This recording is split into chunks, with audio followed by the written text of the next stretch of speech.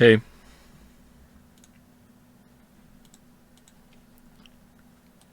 Hey, hey, people.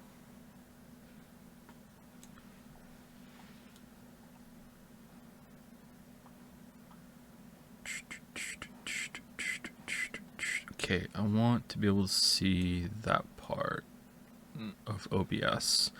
Give me a second, just getting set up. I need to be able to see chat. Do I need to be able to see chat? Yeah, of course I need to be able to see chat. Okay, let's move that down.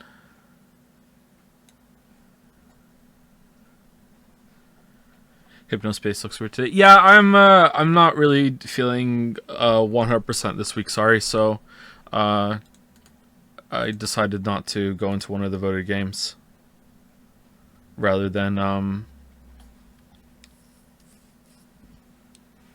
force it. Pre-recorded stream says Gabriel FGA. Well, now you don't know what to think, do you?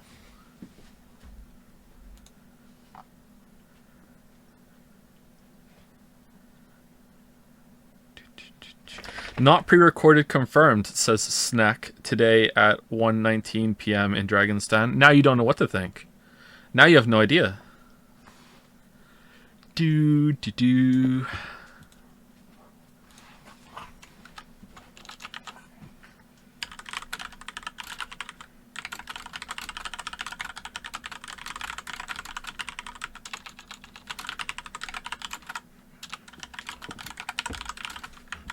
It's all about pumping the numbers up for VLR on Monday. Oh, will you play Hypnospace? Say no, I won't. No, I will not. I was gonna play Hunt Showdown because someone important to me requested it, and it was not a bad idea. But I played a bit today for the first time in, like, I don't know, 6 months. And playing Hunt Showdown. Why is chat going nuts right now?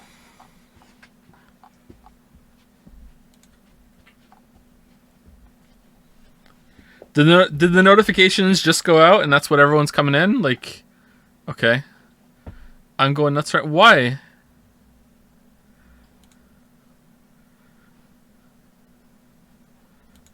What is this? It's a stream. What are you talking about?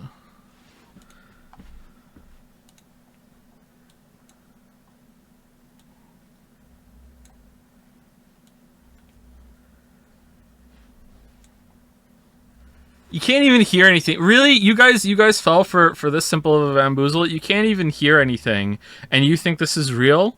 Like, do you seriously think that when I tab back in, you're actually going to hear the real music and it's actually going to be a real thing that's playing? Because if you do, you're right. Here it is. It sounds kind of weird, though.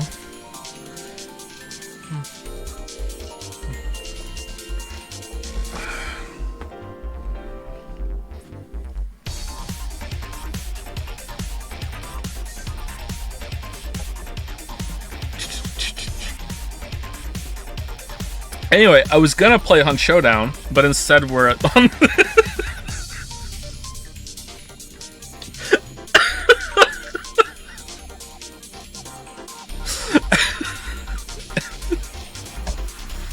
I turned down, it's too loud. Anyway, Hunt Showdown apparently uses enough of the CPU while also capping out my GPU to draw more power than the computer has ever drawn before, and it flips off my UPS. Like, the UPS just whines and beeps, so I have to upgrade my UPS. Apparently video rendering does not draw enough power. Hunt Showdown more demanding than Adobe Premiere when rendering for 6 hours. So yeah, so I have to get a new UPS for that because it uses the GPU and the CPU in tandem like nothing else does. That's CryEngine for you, I guess. And it wasn't happy at all, and it made me very nervous. And also I'm rusty as hell when it comes to playing Hunt. I didn't die though. I played 2 rounds and I got out with bounties on both of them because there was no one else in the matches, so it was fine.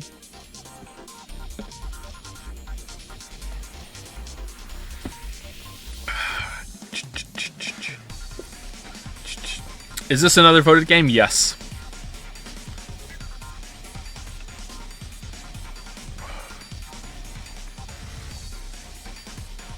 Are you interested in doing a video on any Valve games? Not really, I don't think so. A video in passing on Half-Life and Portal might be worth it at some point, but I'm not really into Artifact, I'm not really into Dota. If I was going to make a video on a MOBA, it'd be League of Legends, because that's the one I have the most experience with. Although, there is some merit to Heroes of the Storm as a very casual experience. But I don't like Dota. I don't like how long it takes to turn around. Like, in Dota, when you want to do a 180 and walk away, like, you have to be like, I'm backing up, beep, beep, beep, beep. Alright, now I can turn. Alright, bump, bump, bump, bump, bump. Alright, I got my shit. Alright, I'm backing up, beep, beep, beep. Alright, here we go. Like, it's just so slow. And I know it's supposed to be. Like, that's part of the strategy and the difficulty involved in playing that game. You have to commit to your movement. But, like, I like, it's not for me. I'm sorry. Like, I'd rather just play League of Legends. But instead of playing League of Legends, I'd rather play nothing at all.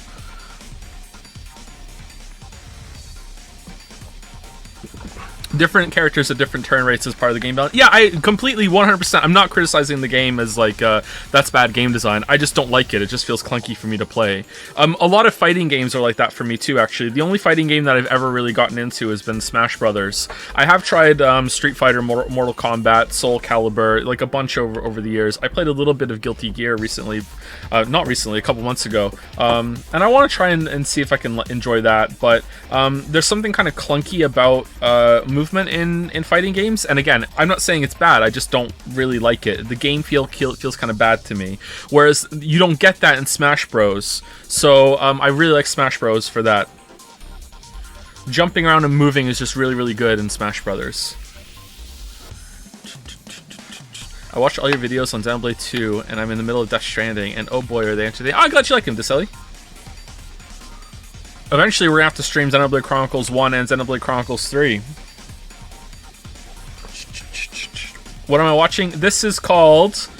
I don't know. I don't know what this is called. Hatsune Miku Beat Pancake Mix Alpha Beta Sigma Female. I don't know. I don't know what it's called. Isn't this the character from that game where all the game consoles are waifus? Like, I don't know. Thank you for the gift subs, Gluten Free Guy. Thank you very much. I smell bait, pre-record. Hey, it's not pre- Look, I'll move the mouse right now. Here we go. There she is. There she is, another pose, because one wasn't enough. And here we go. Now the Joffrey twins, Teddy and Teddy 2. And, okay, this one I'm actually interested in. Alright, Music Yusuke. No thank you, Lost Mermaid. Oh, she's back. Oh, we've gone through them all. Okay. Gallery.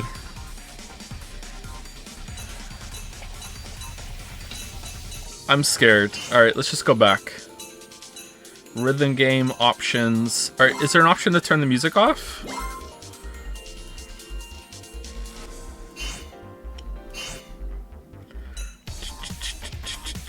Let's leave this one on for reasons. Twitch tells me I'm a sub. Kinky. Nice. As someone who once took a BDSM quiz once, I'm an expert in that sort of thing. What can I say? I like the color red. Wasn't it a quiz? Okay, Rigger. Yeah, that's what I got. I got Rigger. Like, that's what I am, apparently.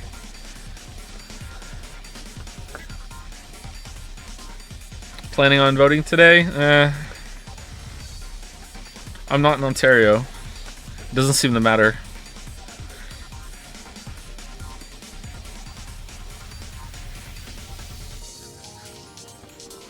Seems like a lost cause with Ford, doesn't it? Like has he already been announced as the winner? Hold on, let me see.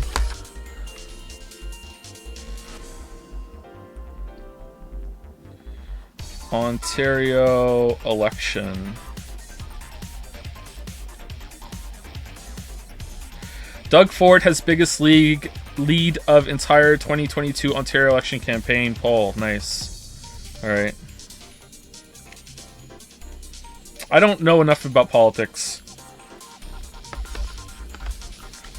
Political Hatsune Miku stream. Is it Hatsune? I thought it was Hitsune. Am I correcting you? Oh my god. Is it not even Hitsune? Is it Hatsune or something? Mr. Streamer Joe, can you give me mana coins, please? I actually cannot, even if I wanted to. And believe me, I do. Hatsune? Really? Isn't it a... I can't believe so many of you know this. Isn't it spelt with an I, though? Okay, I typed in... I swear to God, I typed in H-I-T, and it brings up Adolf Hitler. Why... H-I-T... Why is the first result Adolf Hitler? What? Why? How does it auto-complete to Adolf Hitler when I type in H-I-T? Alright, Hitsune. Oh, it is Hatsune. I thought it was an I. Okay, my bad. I type in H-I-T on my phone. Here are the top ones that it comes up with, okay? Adolf Hitler, number 1. Hittia, I don't know what that is. Hit Monkey, number 3. And then the movie Hitch with, Will Smith in it on number 4. Number 5, The Hitchhiker's Guide to the Galaxy. What? Why? I don't understand. I've never Googled Adolf Hitler in my life, I don't think. I mean, I must have at some point.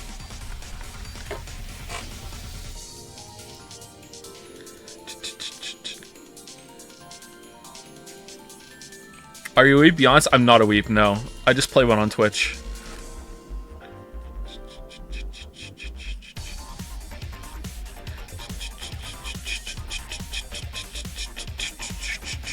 During Danganronpa 1 stream, you said, I agree with Hitler Guy. Yeah, the character that we, as a group, had nicknamed Hitler Guy. That guy. Because he was a huge punctuation Nazi.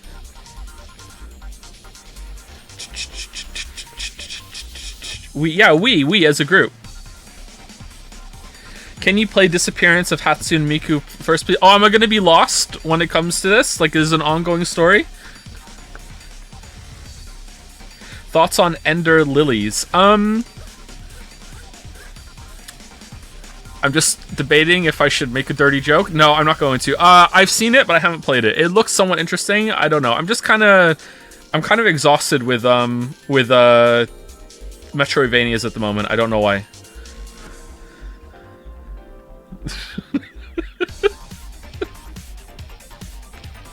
I've heard the song Meltdown is in this game. It's the only Vocaloid track I care about. Please play it. What the fuck is a Vocaloid track? Okay, I will for sure. Don't worry.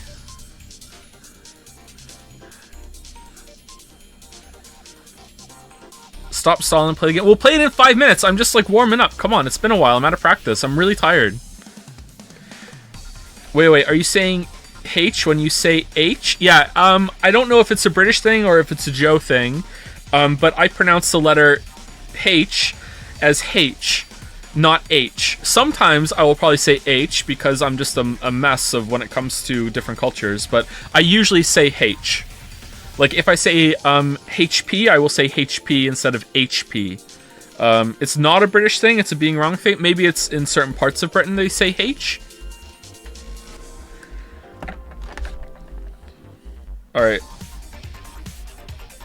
What parts of the world pronounce H as H?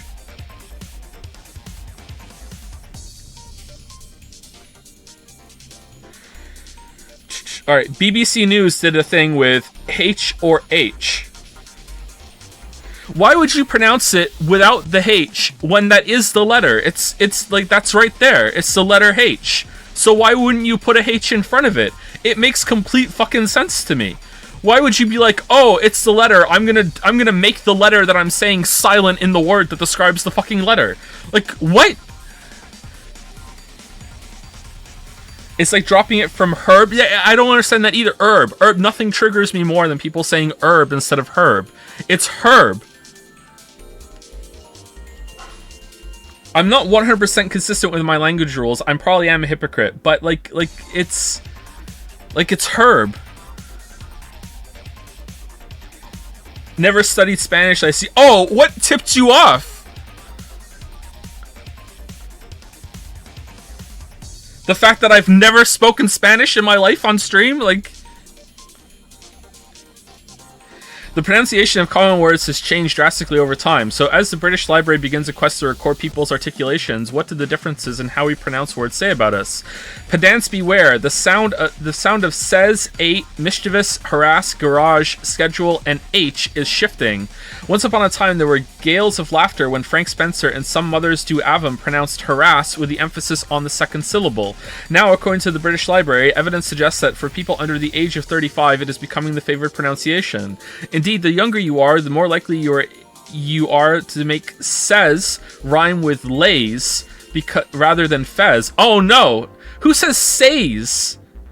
That's what I says. No, you don't say says. Who the hell says says? It says, right? Simon says?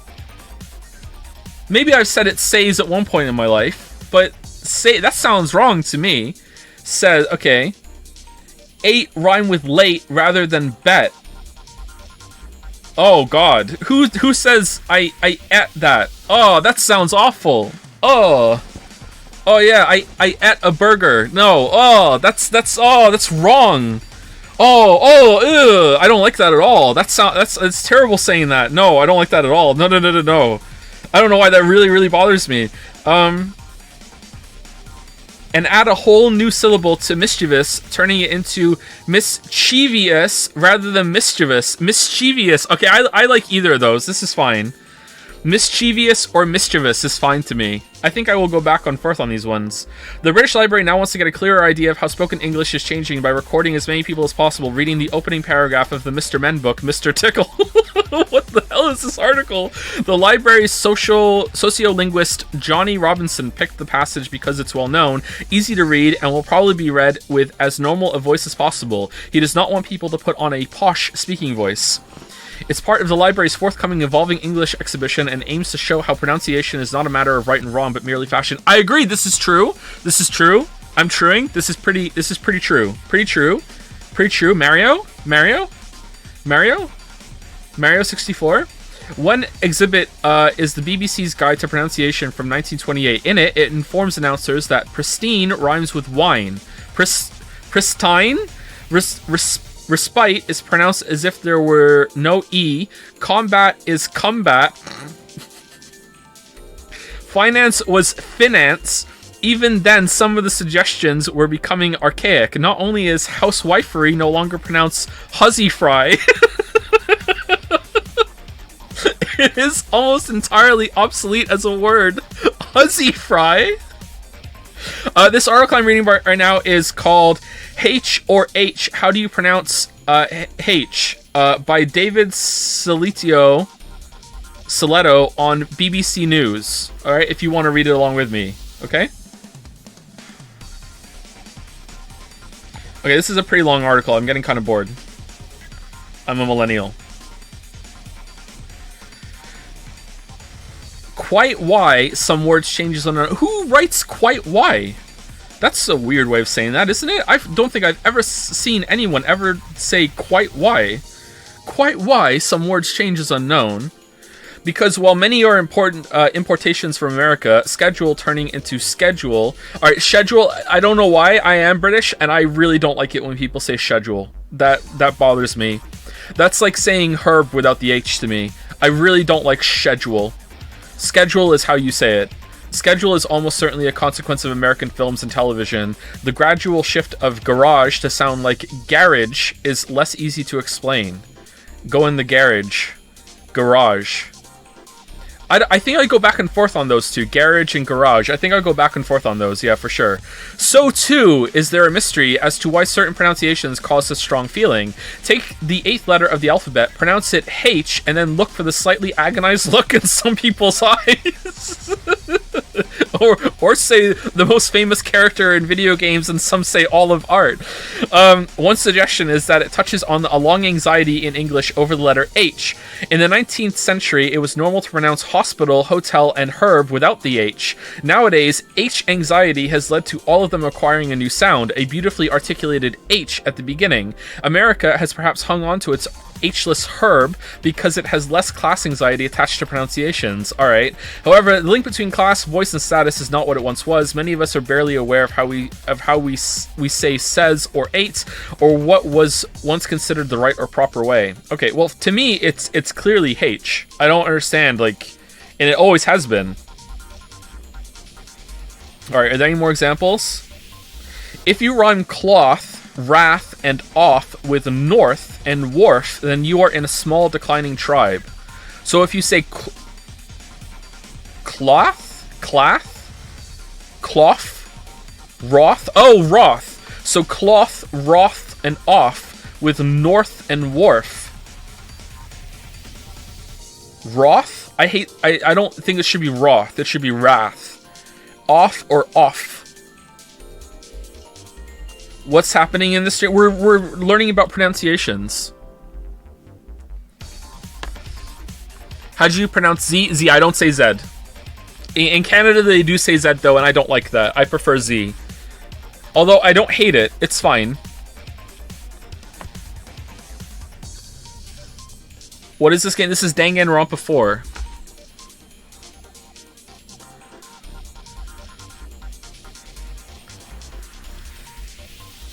How do you pronounce 0? 0. Zeto.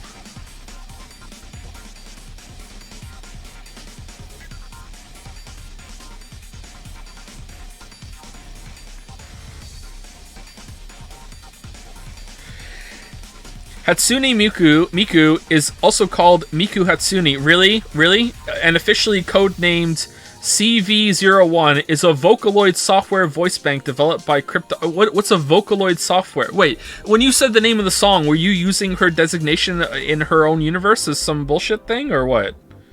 Why is this character popular? She looks awful.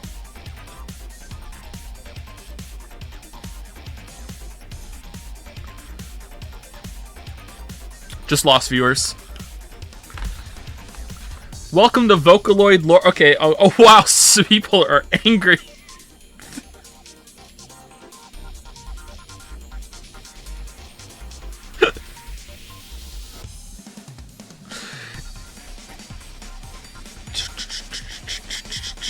Vocaloid is a singing voice synthesizer software product. Its signal processing part was developed through a joint research project led by Kenmochi Hideki at the Pompeu Fabra University in Barcelona, Spain in 2000 and was not originally intended to be a full commercial project. Okay, I don't know what this is.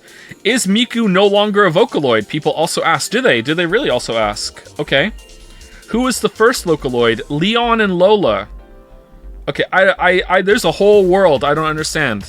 There's a whole world. This is, I feel I'm getting some big, just found out that Skrillex actually did form dubstep vibes right now. You would be surprised how worked up people get over a mediocre synth and with bad design. You know what? I actually wouldn't be. I'm pretty old hat at this whole streaming weeb games thing at this point. It's a whole new world you can explore. Nah, I'm good. Just so you know, Hatsune Miku is not an anime. Miku fans are very ardent about this. Really? This is not an anime. This is not an anime. What is this then? Is everyone else here an anime? Anime? Anime? Anime? Anime? Not anime?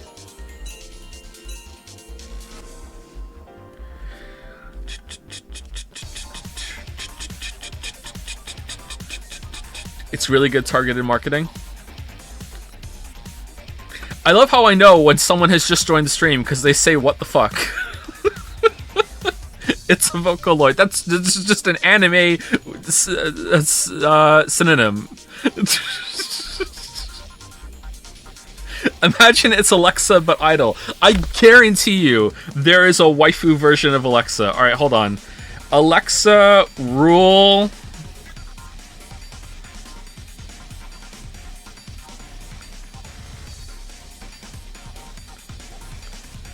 Yep, there she is. Alright. She kind of looks like Hatsune Miku to me.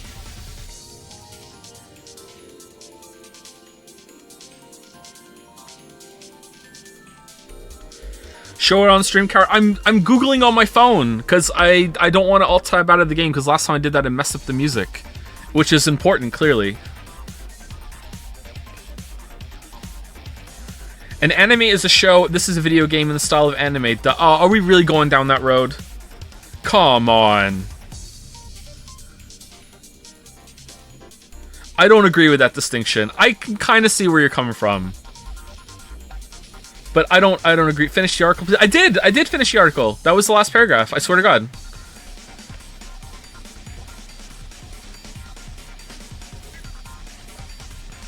Play the game, Joe. In a bit. I'm just warming up. Like, let me get back into the groove. I've been gone for like 2 weeks. I'm really tired.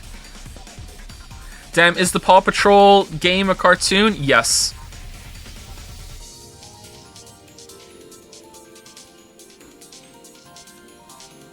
Weren't expecting that answer, were you? Thoughts on Brandon Sanderson? I do not have any thoughts on him because I haven't read anything that he has written. I did read a book. I read I read Project Hail Mary by Andy Weir, the guy who wrote The Martian. And Artemis. I have that too, but I haven't read it yet. Good book, was it? Was it? It was alright. Yeah, it was good. They're like, I liked it. I prefer The Martian. Have you read Crime and Punishment? I gotta read for college. I have, but don't ask me questions about it because I can't answer them. Is Who Framed Roger Rabbit a cartoon? In parts, yeah. I would say it definitely contains cartoons, but how much of it is a cartoon, I'm not sure. But like, it has a live action guy in it, so I can't, you know, say the whole thing is a cartoon.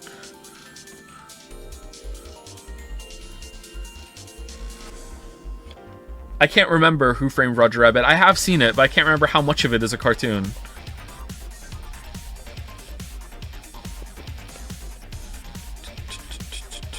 Is Mahjong stream still happening? Oh, you know it. What's your main in multiverses, and why is it Shaggy? I don't know what multiverses is. They put Shaggy in a game? The singer? Like, does he sing his songs while he's fighting? When he wins, is this taunt, it wasn't me? Sing, yeah, Shaggy the singer, you know? It wasn't me. You know, everyone knows that song. Ragamuffin Girl? What the hell? Why are you guys making me be Northern Lion? I don't understand. Why do you make me have to, like, say music trivia while making me feel so old? That song is bad. I agree, true. I agree, true. It's very true, truing. Psych, that's the wrong Shaggy.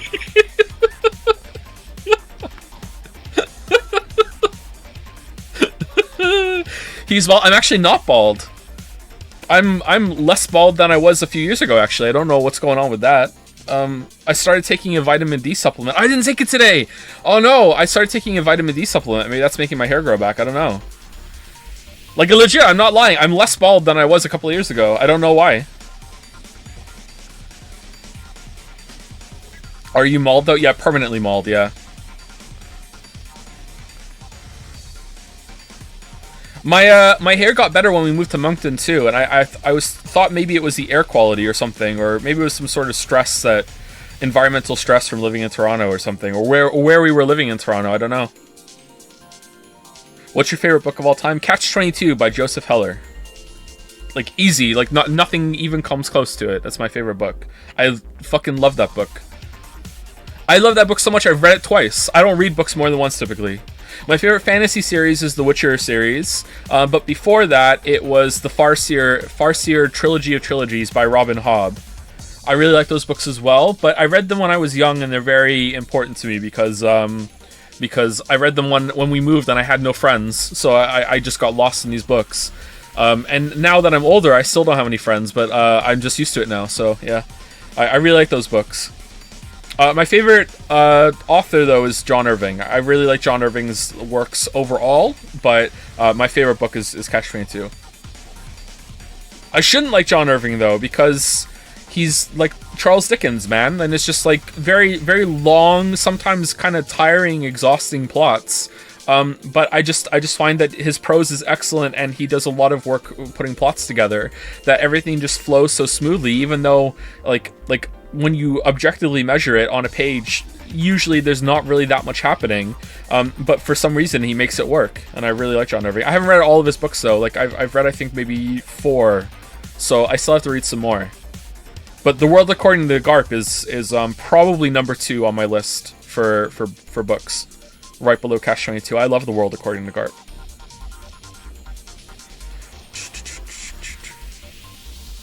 I can't handle this convo while Miku is looking back. Oh, I'm sorry. Hold on. There you go.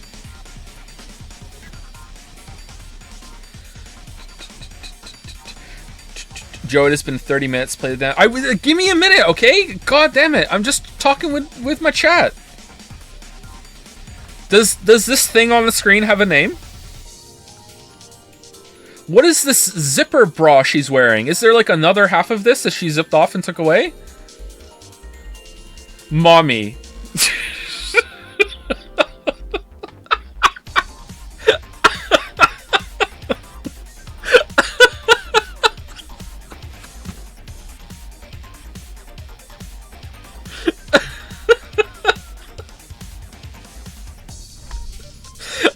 I don't understand the mommy thing, man. I don't get it. I don't understand the mommy thing. I don't want to understand it. I'm good. Oh. You don't lie, we all do. I really don't. I mean, I don't even understand it on a basic level. I don't even know where it's coming from. I can kind of get where the daddy thing is coming from, but I don't, like, and when I mean I don't understand it, I mean, it's not that I don't, like, I'm not condemning or anything like that. I'm not passing judgment, although if I didn't understand it, maybe I would. I mean, I literally don't understand, like, a basic level, like, is it even sexual? Like, is it like a sexual thing that it's like, oh my god, mommy, or is it just like an endearment thing? Like, I don't know. Like, Joe, are they the same? If they're the same thing, then I understand them, and now I'm passing judgment. Okay, but like, see, people in chat are disagreeing. Both? It's both? What do you mean? Some guys want to be pampered by their mom? What?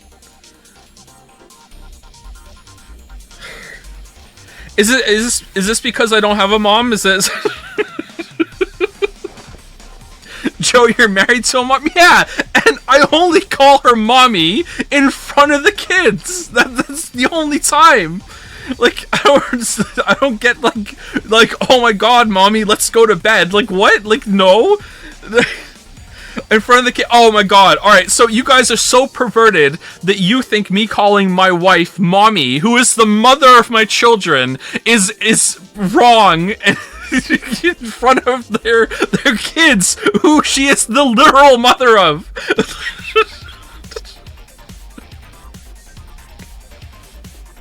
My god, where's society gone wrong? Oh my god.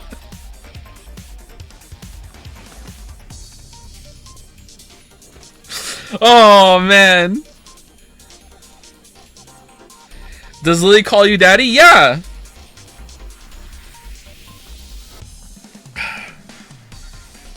In front of the kids, yeah. In front of the kids. Only in front of the kids. Only in front of the kids. That's the only time. I'm emphasizing it to make it really clear that is the only time.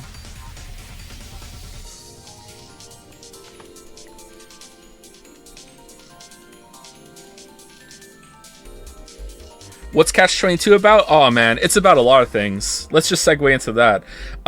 So Catch-22 is about World War II, and it's based in World War II, and it's about many characters. There is one main character, typically. You will gravitate toward Yossarian being the main character, but there's long stretches of time where you are not anchored to Yossarian's perspective, and it will jump around to different perspectives. And it's basically just the chaos of being at war and Yossarian trying to survive, and how people deal with that. It is primarily a comedy, but it has some very serious and somewhat dark moments. I wouldn't call it a dark comedy, although it can definitely be seen as a twisted one. But it is a very funny book. I would say it's not quite as wacky and just outright silly as Douglas Adams, but it's definitely in the same field as Douglas Adams in terms of how it's approaching the tone of it and everything. So I recommend it. It's really good. It can be a little confusing. And I pity anyone who was forced to read it for school, because if you're being forced to read the book, it's probably going to be miserable. Although it may survive. Like, I was forced to experience Hamlet in school, and it survived. Whereas Fifth Business did not. That book fucking sucked. So yeah, Catch 22 it can be confusing. You just have to just let it go and just trust it's going to make sense. Catch 22 will I admire how it was written just completely out of order. Just the chronology in it is just shattered. So you're going to get a lot of snippets of events, and they'll reference something that hasn't happened yet, and you might be confused and be like, I don't know what you're talking about. And then later on, it will finally show you that scene. And it's not like building it up in a way like teasing drama and be like, ooh, I bet you're curious about that. It's just like, just casually just kind of telling you things out of order, that sort of thing. And you just have to trust that it's all going to make sense by the end. And it does, yeah. Can you put Kaido on the screen, please? I don't know what that is. I'm gonna guess that it's this. This is Kaido. Did I guess right? I guessed right. Wow. Well, in honor of me guessing right, I'm gonna change it to someone else. All right. Is it like Slaughterhouse 5? A little bit, yeah. Vonnegut is definitely in the same field with them as well, yeah. How much Bad Bunny do you listen? I don't know what that is. Have you played any other Anno games since your video at AEG Age of Discovery? Is Age of Discovery the most recent one? I tried it and I got a little bored. There was something kind of tedious about it, but I guess maybe I should try it again now it has all the expansions.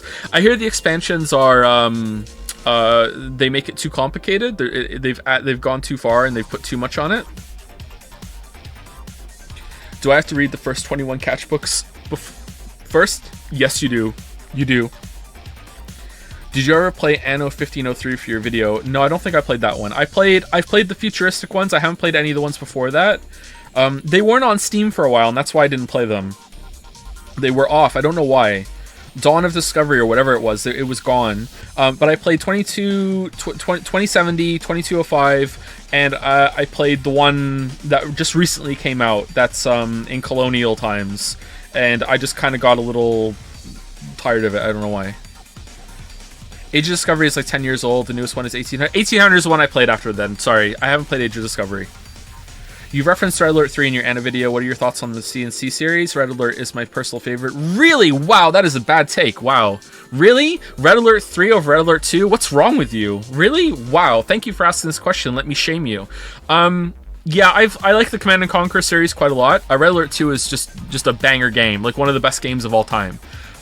Just seriously, such a good campaign, really entertaining story scenes, and just the most creative units, I think, in any RTS that's ever been made. Just, like, Red Alert 2 has one side with psychic telepathic dolphins that will swim through the ocean and attack mind-controlled giant squids. And there's, like, this whole kind of thing that's built between... It has rocketeers on one side, it has time-traveling commandos on the other side. Kirov reporting. Yeah, Red Alert 2 is possibly... like, if I hadn't played Total Annihilation, I would probably put Red Alert 2 as my favorite RTS of all time, but unfortunately I just love Total Annihilation so much and played it online a lot when I was a teenager, so that's my number one forever. I also really like StarCraft 2, and I played that online quite a bit as well, but I would put that in number 3, I think, for my RTS rankings right off the top of my head, unless I've forgotten one. It would be Total Annihilation number 1, then Red Alert 2, and then StarCraft 2. I really like the early Command & Conquer games as well. I played Command & Conquer Retaliation a lot on the PlayStation. Let me tell you, playing those games on a PlayStation was an experience that I wish I had gotten them on PC, but I didn't have a PC back then. So I played, my exposure to those was on PlayStation and playing on my console. And they were pretty good. I really enjoyed it. I miss being wowed by a genre. Like, I don't think that's ever going to happen again. you know, as he sits on the main menu of a game genre that he's never played before. I don't think I'm ever gonna have that experience again of just settling into something and just being immediately wowed by it and not really caring about all the little gritty details of it and just enjoying it. And even though if I went back and played Command & Conquer now, I'd probably find it very slow and kind of boring, but back then it was just so cool to just command a whole army and build up your base and, oh, I'm getting resources. And I used to just like watch the Tiberium harvester just go over to where it was and be like, oh, it's going to get Tiberium, and then watching it like drive back, and I'd be like, yes, bring me that Tiberium, you know, mommy, you know, and just be like, yeah, it was fun to see that happen. I can build another soldier now. Yeah, I'm gonna go out and gonna fight, you know, like it was like really into it, right? So I really like that, and it's one of my favorite genres, but there hasn't been all that much to it that like not a lot of progress in that genre for a while. I don't know why. Maybe they capped it out. Dune 2000. I played Dune 2000 as well. Dune 2000 was fun. That was that the one, or was that Emperor Battle for Dune, or is that the same game with a different name? That was interesting because it had like a whole map, and you could take over areas, and then areas that you already conquered could get attacked by the opposing forces later on, and you had to defend it. So now you were the defender on that, and that was a really cool system. I don't think another game has done all that well that I've played since then. That was a cool game. I never finished it. I don't know why. It was too hard for me, or something about the research got out of hand. I'm not sure. I'm sorry, did you say get me the Tiberium, mommy? No, I didn't say that. No, that doesn't sound like something I would say. Thoughts on Supreme Commander? I didn't like it. It felt like it was too cold and impersonal. It felt like you were... Like, I understand that the appeal of Total Annihilation is that you have the big, huge mechs going in, like, big, huge armies clashing on the field, right? And that you have, like, Total Annihilation... I can make a video on Total Annihilation really easily, and I think I will one day, because I love that game so much. I just feel like no one would watch it, but whatever, who cares? So, the appeal there is that you have, like, a big macro scale of, like, huge... It's like, it makes the battles macro, because usually in an RTS you have the macro versus the micro, and the macro is when you expand your base and you get more resources to build more shit, and micro is when you're actually controlling the units and you're actually sending them against each other. Well, in Total Annihilation, it's just all macro, and sometimes it can even be like the resource gathering can be the micro end, because you have to really set up your base as fast as possible. You have to be like build, and then go snap over and just send like waves of units that are constantly being pumped out of factories that you can just set to automatically make shit.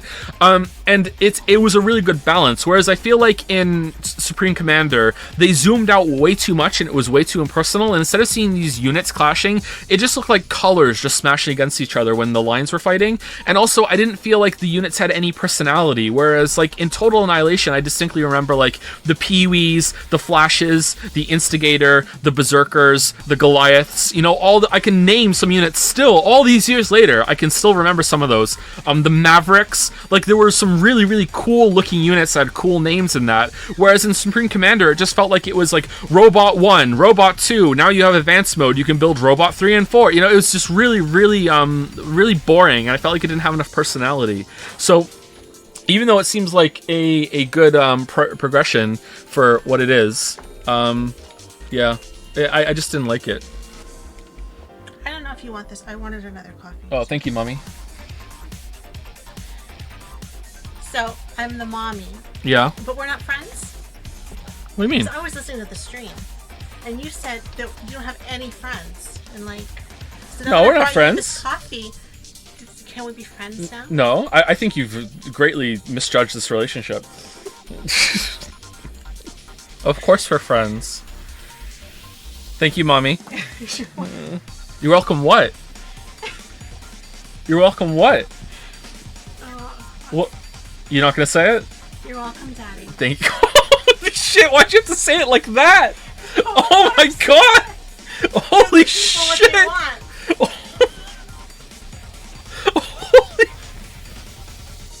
I need to take a break now. Hold on. Where are you going?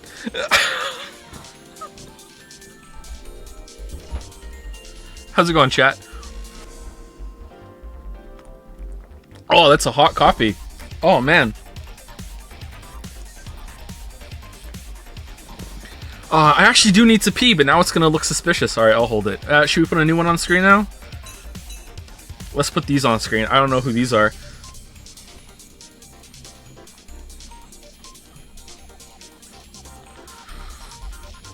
Anyway, so that's why I didn't really like Supreme Commander. I haven't played, what was the other one they made? Was it Chris Robert? Was Chris Roberts the, is it Chris Taylor? Chris Roberts is Star Citizen, right? Who's the one that made Cave Dog?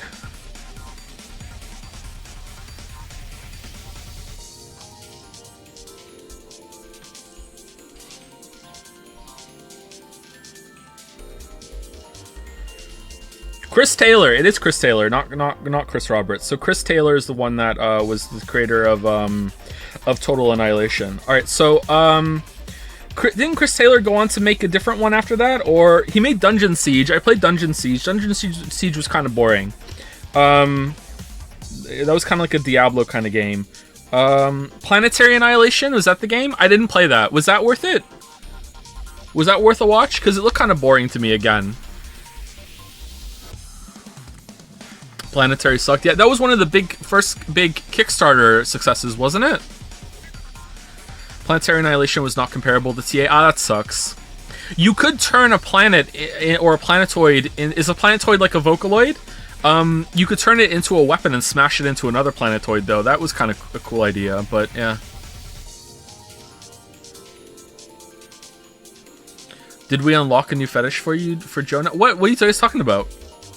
It's okay, but it's not incredible. It's mostly interesting because of the orbit modification diamond. Yeah, that's the part that looked interesting to me.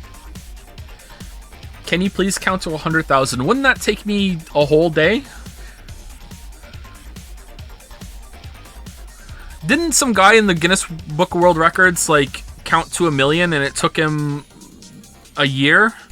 8 hours a day for a year? Or was it 100 million? What did he count to?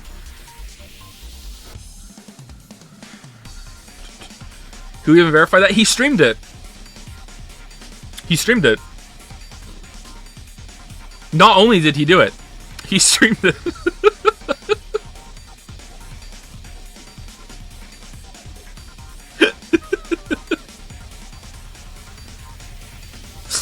At least 100. Alright, why not? Okay. 1, 2, 3, 4, 5, 6, 7, 8, 9, 10, 11, 12, 13, 14, 15, 16, 17, 18, 19, 20, 21, 22, 23, 24, 25, 26, 27, 28, 29, 30, 31, 32, 33, 34, 35, 36, 37, 38, 39, 40, 41, 42, 43, 44, 45, 46, 47, 48, 49, 50, 51, 52, 53, 54, 55, 56, 57, 58, 59, 60, 61, 62, 63, 64, 65, 66, 67, 68, 69, 70, 71, 72, 73, 74, 75, 76, 77, 78, 79, 80, 81, 82, 83, 84, 85, 86, 87, 88, 89, 90, 91, 92, 93, 94, 95, 96, 97, 98, 99.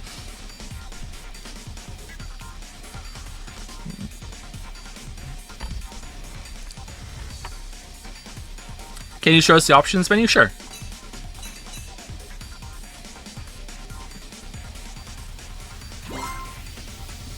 Can I change the song?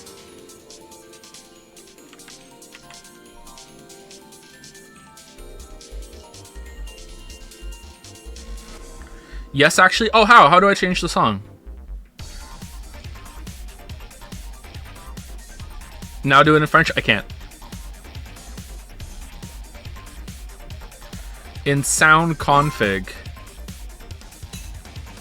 Sound theme? Future tone. Oh! Oh man, alright. Have you watched Morbius, Joe? No, I have not. No. I haven't been to the movie theater since the kids were born, and Finn's about to turn 7, so you do the math.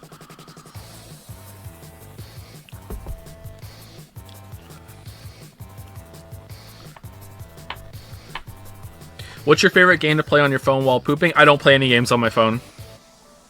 How much weight can you squat? I don't know. I've never tried. Probably not a lot.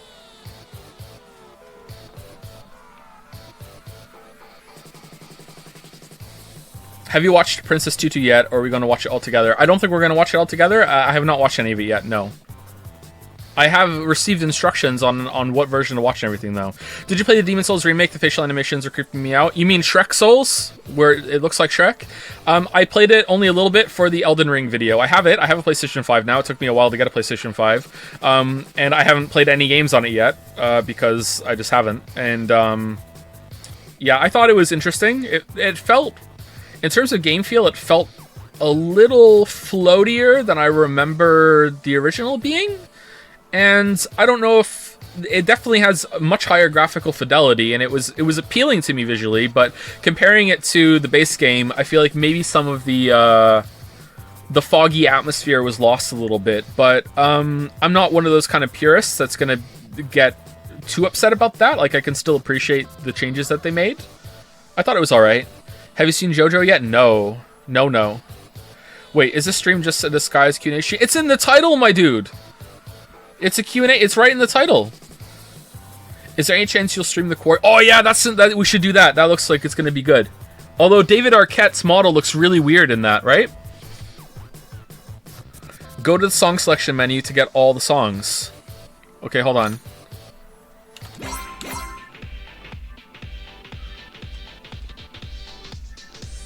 What's your favorite game on the Switch to play while pooping? You mean the Steam Deck? You think I'm gonna take my Steam Deck into the bathroom? Like, come on! Like, if that got broken, I can't get another one. You have a Steam Deck? I do have a Steam Deck. I hit refresh 10 seconds before the store was supposed to open and got the page for it. So I feel confident that I am one of the first people to ever pre-order the Steam Deck. I don't know how you check your model number though to know exactly how early I was. And I'm very happy with my purchase because I get to have, Daddy Switch. I should probably clarify, Oh, Lily's not here. So Daddy Switch in this case is the handheld console, not, the other thing.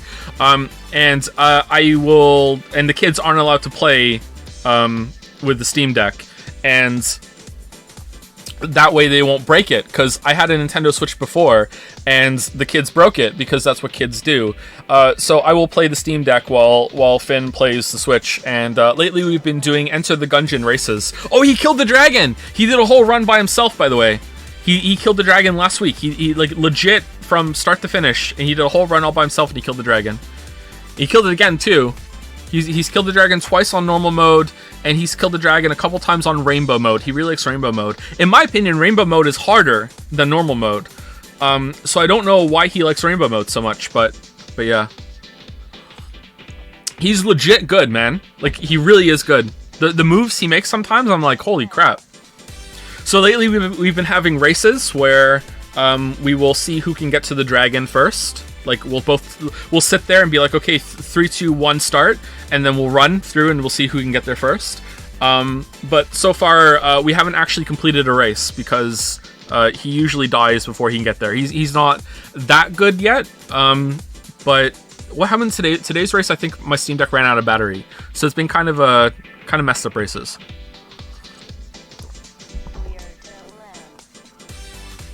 Outgamed by a 7-year-old. Come on, he's 6.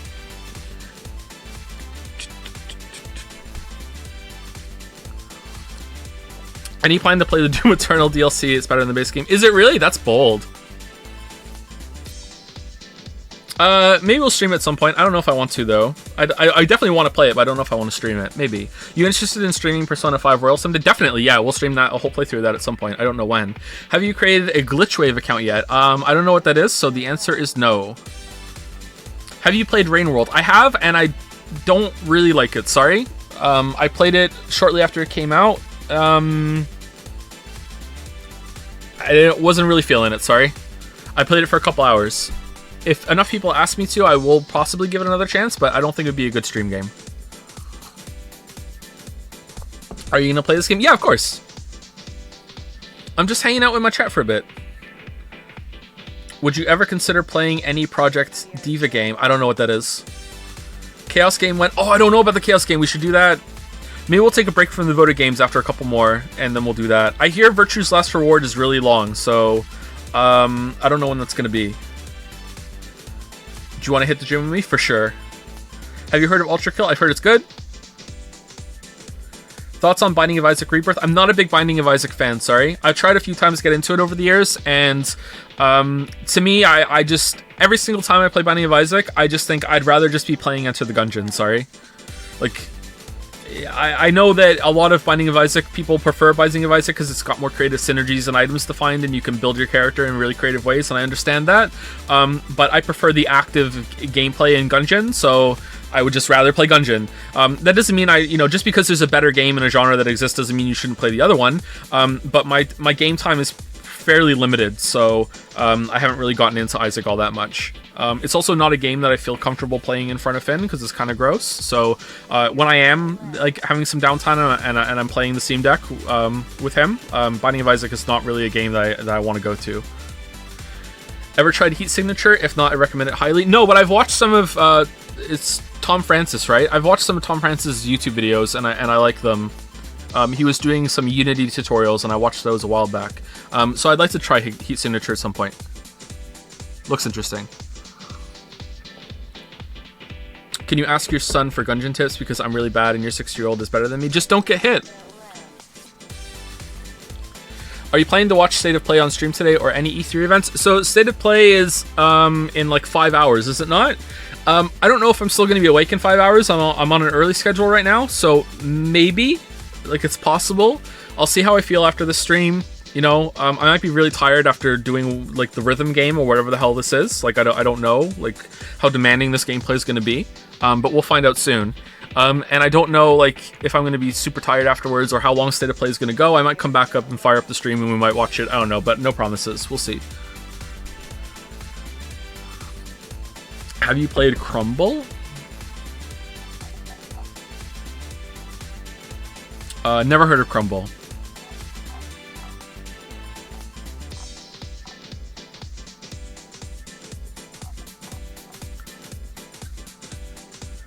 Do you like the new Genshin Hydro Mommy? What was this mommy meme? I've seen her on Jads, I think, and I'm not a fan. Still Eula number 1. Eula, then Ganyu. Then Jean. Any game genre you absolutely cannot stand. Probably sports games. But they have to be realistic sports games. So, is driving considered a sports game? Probably not. I know racing is a sport, but I don't think it would be considered a... like martial arts is considered a sport too, right? But I think those would be a different genre. There was a game for the Atari that was a sport game that I liked. That was called...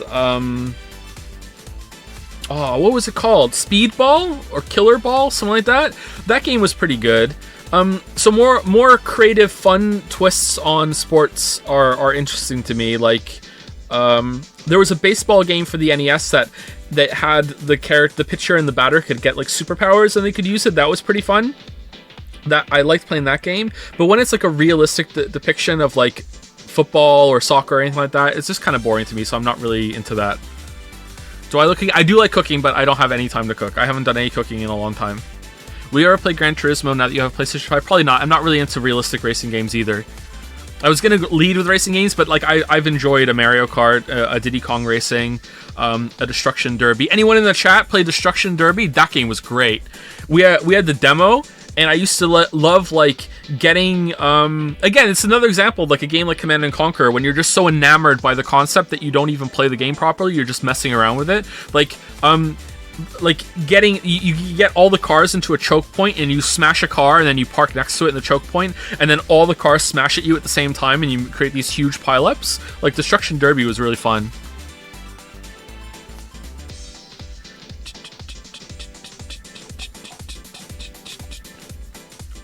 Is there any tabletop game you're looking forward to play with your family when all of them are old enough? I'm a board game normie, so I'm looking forward to the first time I play Monopoly and then having it be banned again when Mommy Lily gets angry. You know, she just can't handle the loss, bless her. You know, can't handle my Monopoly skills.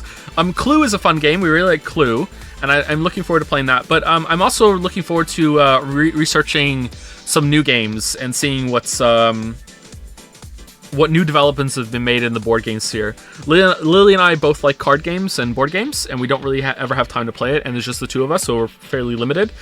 So that is one of the reasons why we had so many kids, was so we could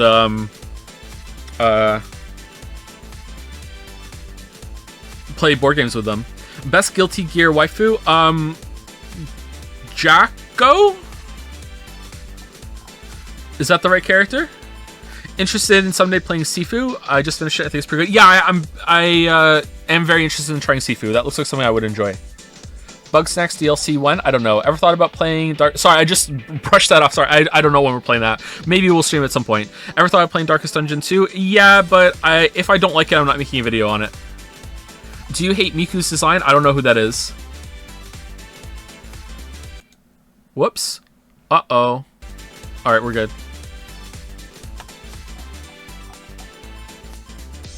Who do you main in Gungeon? The Marine. The new characters, the one you have to pay credits for, is completely bullshit overpowered and is almost less fun to me because it takes the excitement of getting a good synergy away. But the paradox is pretty good for the variety it can give. Have you played One Shot? I have not played One Shot. No. I like the Marine because I'm just used to my character being blue, and he also has the best starter gun. So I just like the Marine. Do you rate games relative to today's standards or relative to the games of their era? E.g. if a game was the first of its kind. Asking because most of the games you give 10 out of 10 are old, but I haven't played most of them. The games that are old that I've rated highly, I'm rating usually from when I played them back then. If I played Chrono Trigger for the first time today, I probably wouldn't like it as much as I did back then because gaming has changed and a lot has been developed since then, and also I'm a different person, so a lot of my enjoyment of Chrono Trigger comes from when I was playing it as a kid. That's my favorite game. I have a lot of good memories with that. Final Fantasy VI is the same kind of way, although I would be curious to do some studying to see if Final Fantasy VI's story holds up and is still pretty mature when it comes to relative to the gaming landscape, because I feel like it won't be as bad as I think it might be. I'm a little afraid to go back and play those again to see how they hold up compared to my memories of them. But typically I try to rate them to today's standard whenever I play it. It's very hard to go back and think of how it would be back then. A good example of that is Silent Hill 2. So if I had played Silent Hill 2 when it first came out, I almost certainly would have enjoyed it more than when I played it just the other year. And I was trying to make a comparison and get into that mindset, and it wasn't a good one, of like comparing it to Metal Gear Solid 2, because I did play that when it came out. So I was trying to get into that mindset of like, okay, how does that work against that? How would I feel, around the time? And it was just kind of like, it didn't really work all that well for getting me in that place. So I don't think it's actually possible to judge something like that. If you're really, really capable, then maybe, but I'm not that person. I don't know.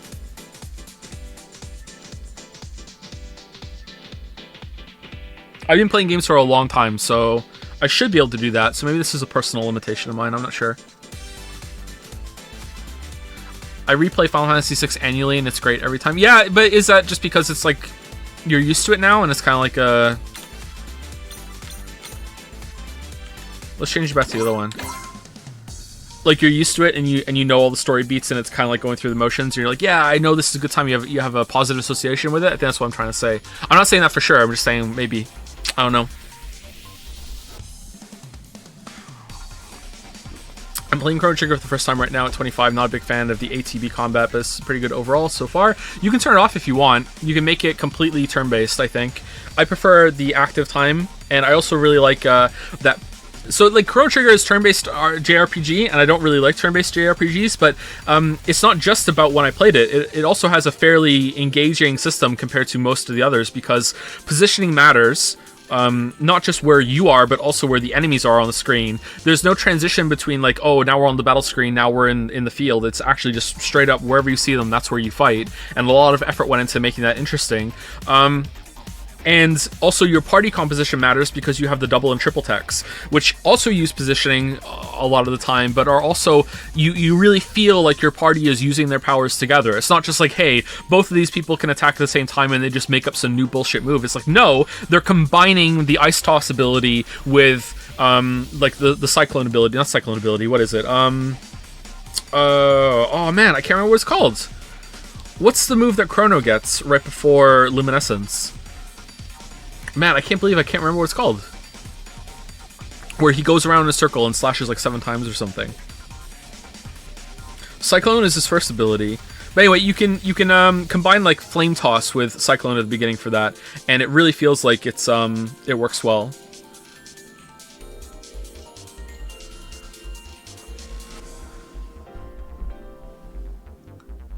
Hey, long-time viewer, second-time asker, are you planning on starting Hatsune Miku soon? Is that on the voted list? I'm not sure.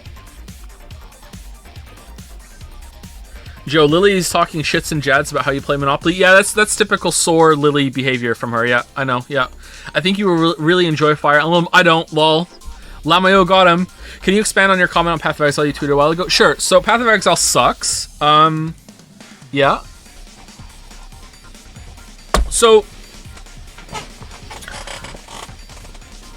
there are a lot of similarities, I think, that you can draw parallels from between games like Hunt Showdown, Path of Exile, and I'm struggling to think of any other that would qualify for this, but I'm sure if I really tried, I could think of them. Maybe even Dark Souls, or Elden Ring.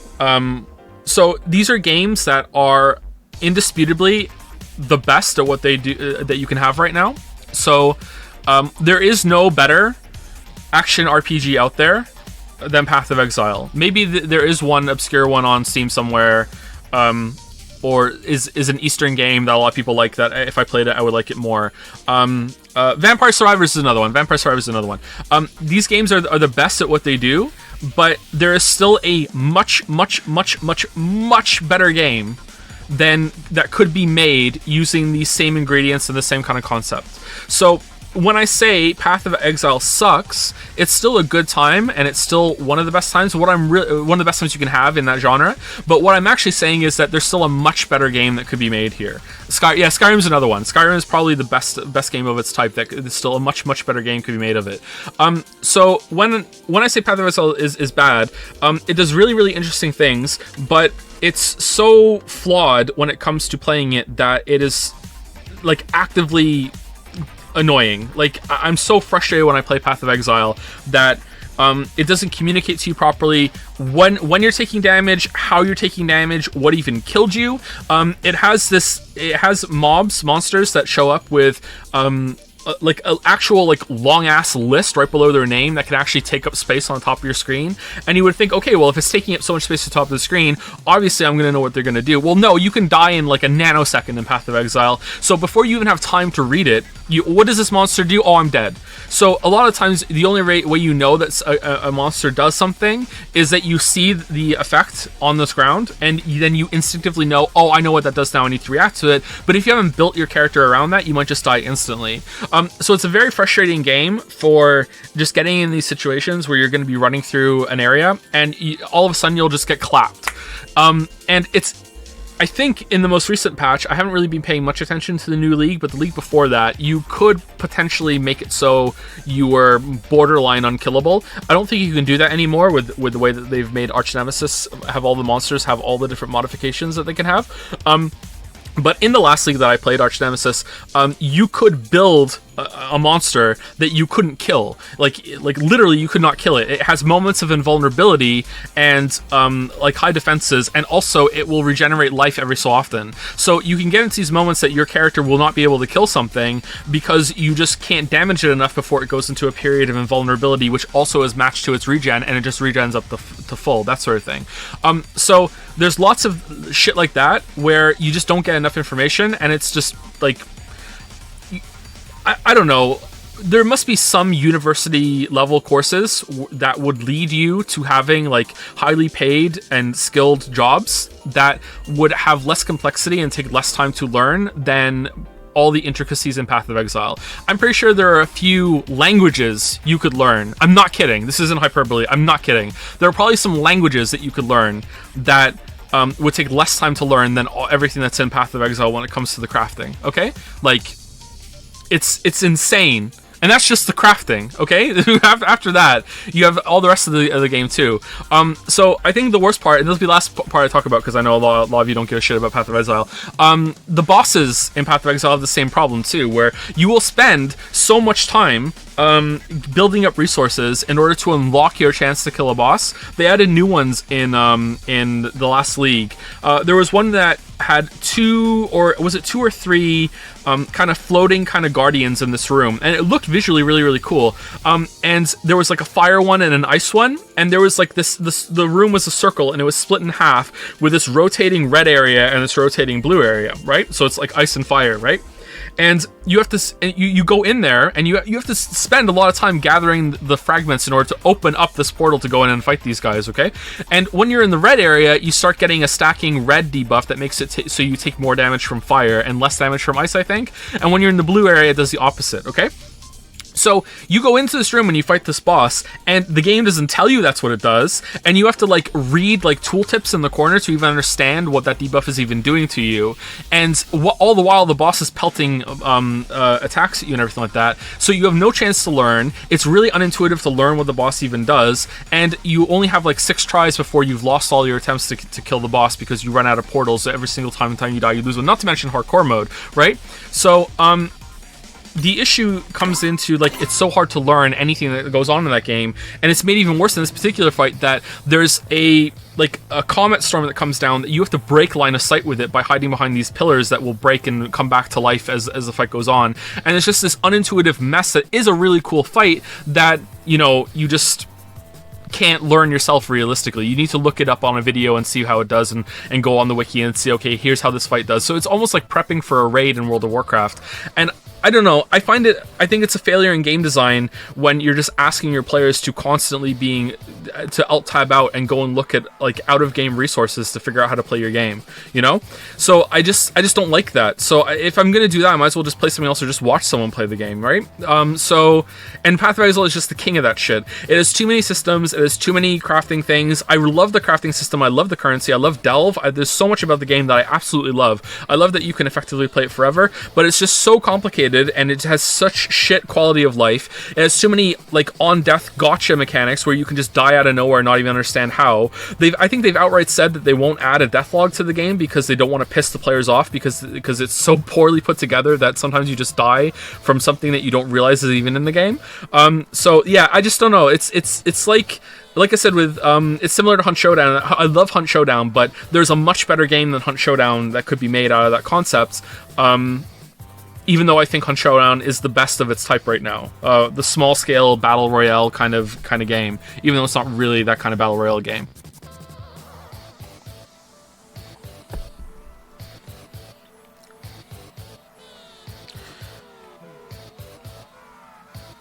Hey, Big Daddy Joe, have you ever pooped your pants? I have, yes.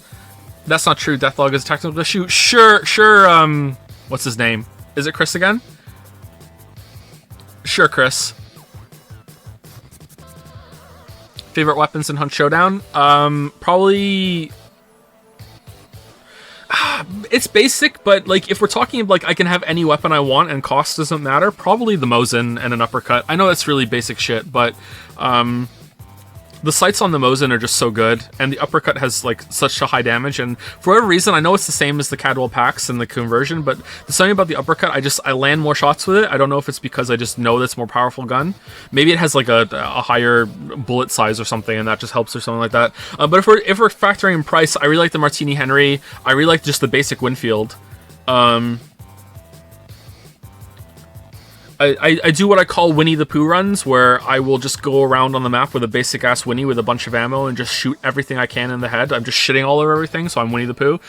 Those are some pretty fun runs, but like I said, I haven't played the game in a while, so I'm really out of it. Do you feel like you play worse with an expensive loadout? I feel like I'm unlucky with an expensive loadout, but it's probably that I just remember those deaths more. Thoughts on Crosscode? I didn't like it as much as others. Really? I love Crosscode. Maybe it's just not a game for you. I really enjoyed it. Really great gameplay. Story is okay. Kind of nostalgic for me because it hits like the MMO kind of era. So even though the story is not what I consider to be something good, it still worked on me, so I enjoyed it. And I just love the combat. What's your favorite game that you wouldn't have played without chat telling voting you to? Probably Danganronpa, I think. Do you plan to play the other Yakuza games? Yes! We'll play Kiwami at some point. Don't know when.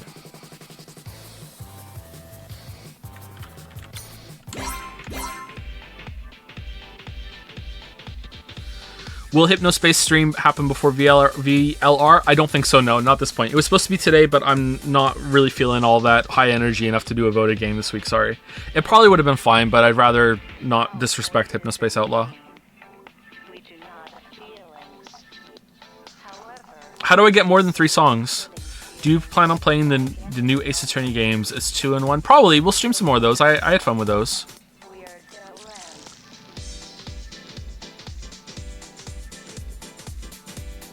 What are your thoughts about calling your husband wife your ex-boyfriend, ex-girlfriend? I don't like it. It just sounds like one of those kind of silly gotchas, you know? I mean, technically, you're my ex-girlfriend because we're married now and we're not girlfriend. Like, nah, I don't like that kind of thing. Are you still looking into moving from Moncton every goddamn day?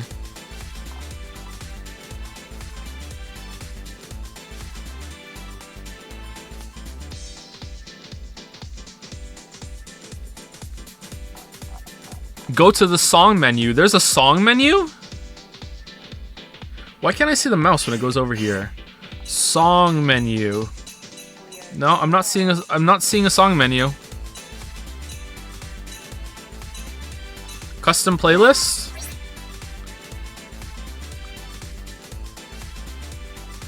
Weekender Girl. Out of Gravity.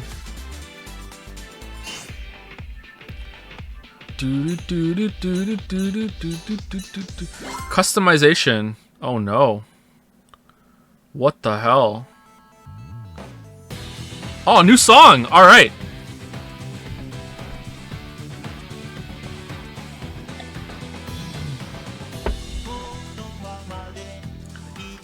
Alright.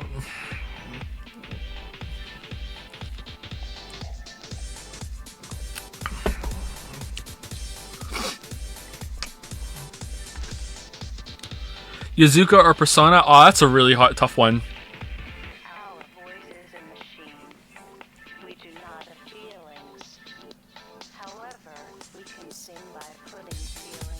I think Yakuza is a better game, but Persona is a better experience. And I'm not saying experience there in terms of saying that an experience is higher than a game. I mean that in Persona you get this you get to settle in and have this vacation from your life, as being this student that gets a group of friends, and you get to almost relive a snapshot or a quick run through of a year in high school. And you get to have some friends and you get to do some fun with them and everything like that. And that kind of comfy experience of having that kind of social dynamic and social group and going through that is very different than what you go on in Yakuza. And I feel like that's the best part of Persona, whereas Yakuza is, has a good experience and story as well, but there's lots of things in fun gameplay in Yakuza compared to that. But Persona has a lot of mini games too that I missed, right? So I don't know if I would I don't know if I should be talking without going through all those. Would you stream Black Mesa remake original Half-Life someday after voter playthrough of the whole series? I don't know, we might do that with this one, yeah. We might go through it. Who's your favorite VTuber? None of them. Can I change the song? Song specific, F4. Well, now there's 3 of them. This is getting out of hand.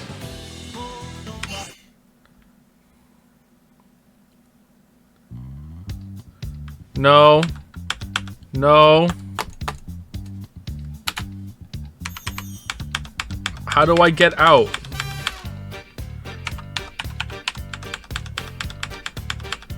Hold down the pause button.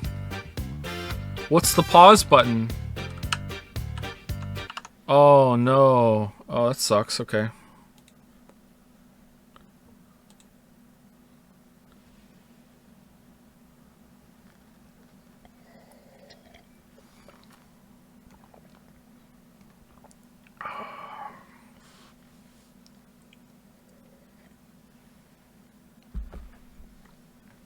When you playing the Chaos game? I don't know.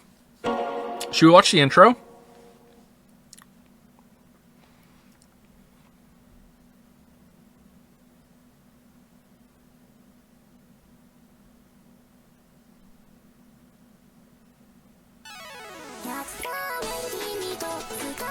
Oh my fucking god.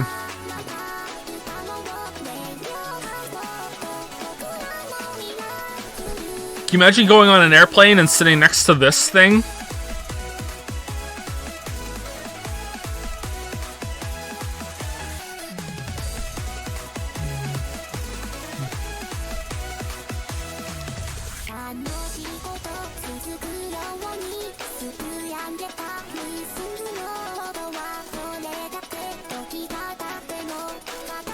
When does someone start killing them?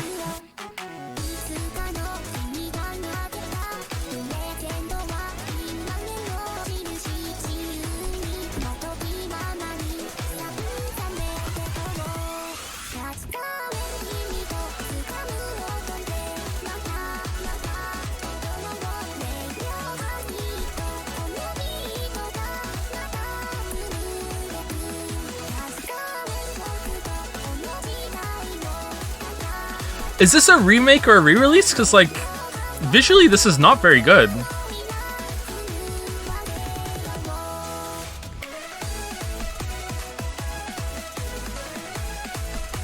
It's a re-release of what, like a 2012 game?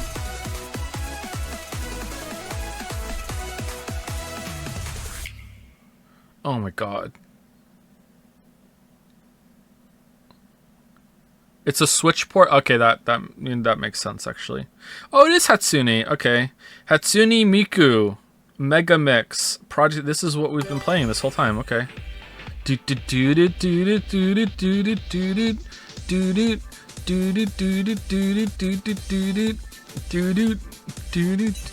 Okay, how do I get online store? Nah, that might take me somewhere I don't want to go.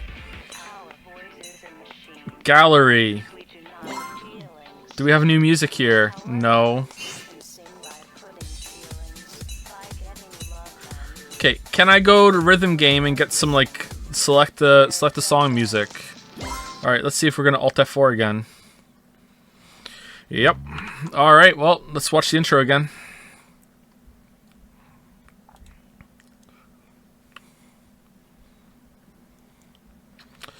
Doo-doo, doo-doo.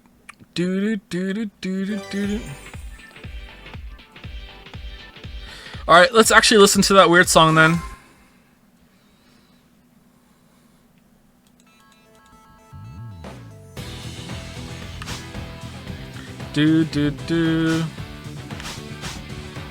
F2 help, I do need help.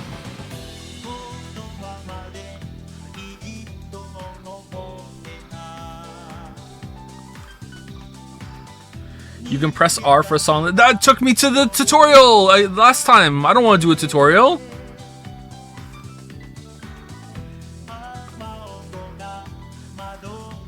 T-shirt editor, please. You know what? Okay.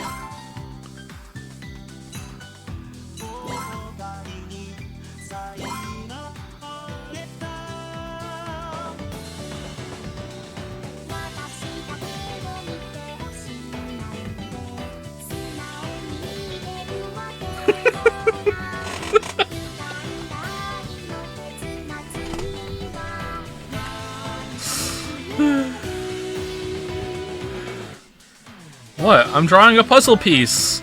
Because I'm puzzled by how this works. Now I'm turning into like a weird ghost. Happy ghost with a nose. And, really hairy feet. And claws.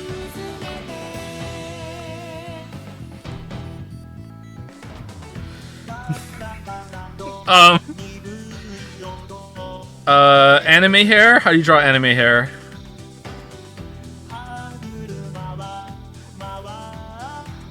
Alright, crown hair. Alright. Alright. Yeah, I want to save it. Is she gonna wear it?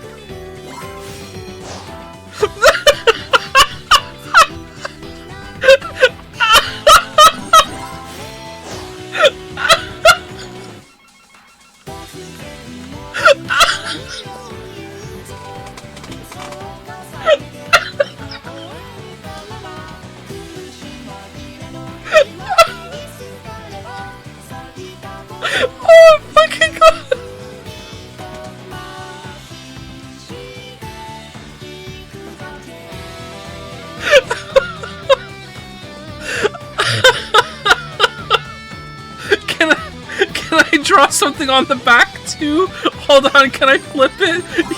Yes! Alright, what are we putting on the black? On the back? Alright, blue. Blue, alright, here we go. Oh man. Alright, blue. Oh. Okay.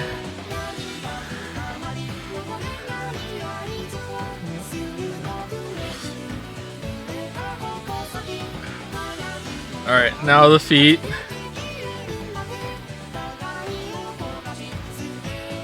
What? I'm drawing a banana! Oh, sorry, I didn't put the handle up here. It's a blue banana. What's wrong with you, chat? With long pitchfork. No, let's do four fingers.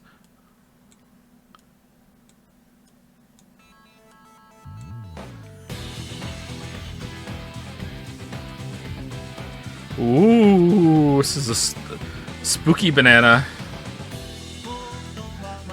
This one's unhappy. Doesn't like their existence. All right, let's switch it to black. This is black at the tip up here, right? Too. All right, can we fill? Oh man, this is really advanced.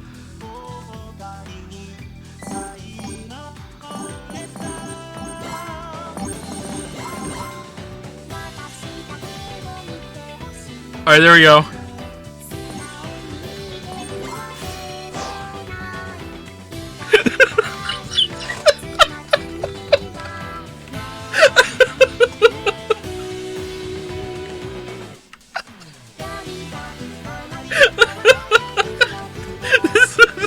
Sorry, I couldn't draw anything better than what's on the front, but like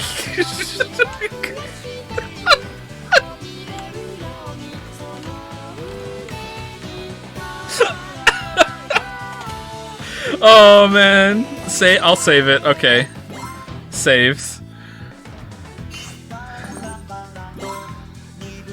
Oh, she's not wearing it.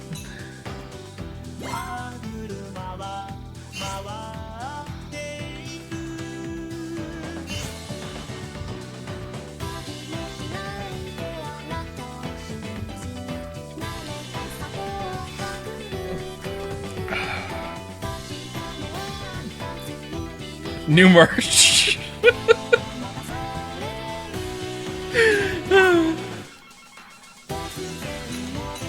What the hell is this? What is this outfit? Wait, is she a robot?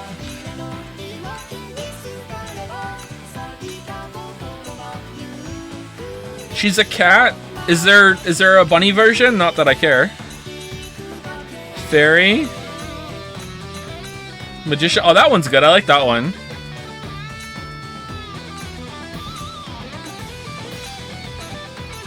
Alright, these are all the same but different colors. Okay, how far does this go? How is it still going?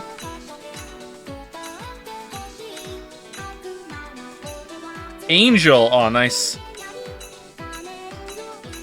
Sonic style?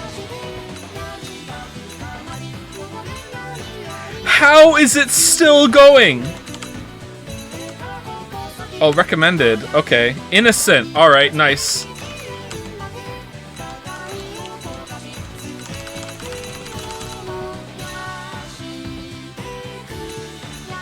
Kasha, Regret, Liar, Moonlight Butterfly, Siren. Have I looped and not even realized it? Oh my god. Snow Miku 2014. We're still in 2014? How is it...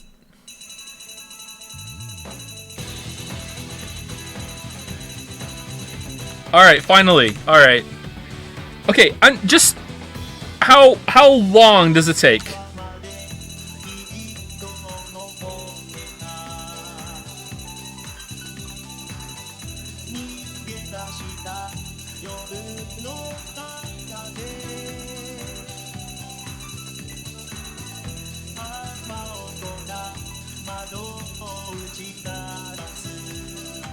That is just way too long. Way too long. That's excessive. I saw bunny ears. I'm trained. My dear bunny. Oh, there's more than one. Alright.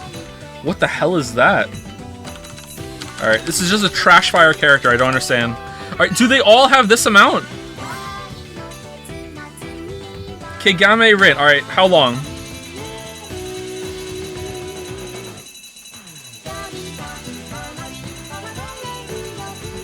Yeah, that makes sense. Okay. Where's the other one? Alright, Miku. Alright, let's see how long this is gonna take.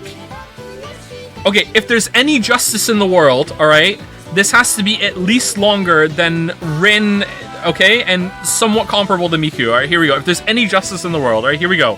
1, 2, 3.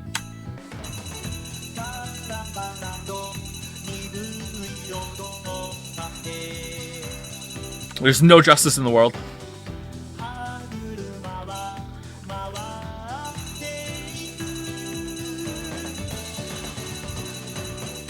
Wow, even less.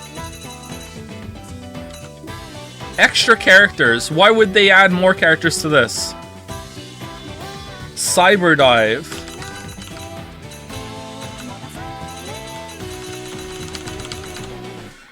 Random. What? Totally random. Alright. Where? Oh. I thought it would show it.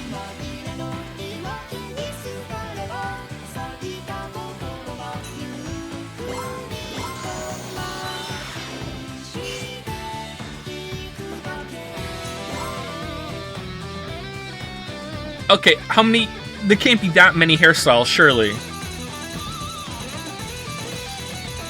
Oh my fucking god.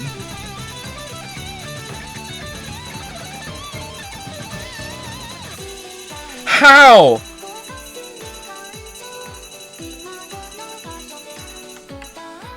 What the f... Most of them are still the same hairstyle, too! This is how many different versions can you do of the same double ponytail bullshit? Alright, what about accessories?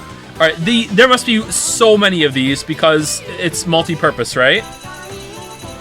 Whoa, whoa, whoa, whoa, whoa, whoa. Yeah, okay.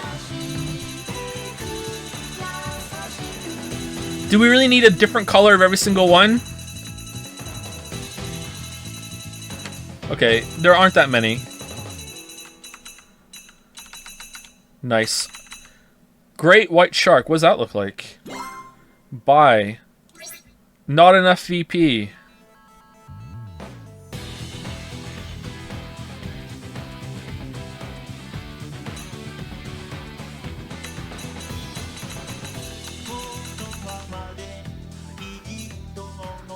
Back. Oh man, I can make like an angel bunny maid? Oh man. Alright. Alright, so maybe we're gonna play after all. Doo-doo, doo-doo, doo-doo, doo-doo, doo-doo. Anyway, any more questions? I need to pee.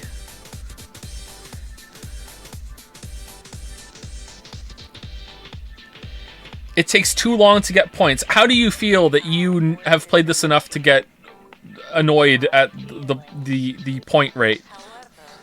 Do you have any interest in playing Mori? Not really, but if you guys asked me to, I would. Is there hope for a Factorio release re-review? Maybe. I think I would rather do a video on a bunch of Factory games rather than just Factorio. So it would be like looking at Factorio, Dyson Sphere Program, Satisfactory. There's another couple Factory games that I'm interested in on Steam as well. I would look through all of them. Favorite band? Probably overall Tool. My favorite band recently is Amazing Devil. I've spoken about that too much on stream lately. I really like their songs. But overall, the first band I fell in love with when I was a teenager was Linkin Park. And for a long time, I listened to Porcupine Tree more than anything else. But I think, you know, over the years, I've gone back to Tool the most. I really like Tool. And I know that's a shitty take because Tool fans have a bad reputation, but I am a fan, but I'm not fanatical, you know what I mean? Like, I just like Tool. You've got me into Amazing Devil. Nice! Glad that you like them. I'm once again asking you to play Amori. More of you need to ask. Can you recommend 3 Amazing Devil songs? You can listen to The Horror and the Wilds, Farewell Wanderlust, and New York Torch Song. And if you don't like any of those 3, you're probably not gonna like them at all. Those are like I like almost all their songs. I don't know how I would rank them, but go listen to those 3 if you want, and that will give you a good spread of the different kind of songs that they do.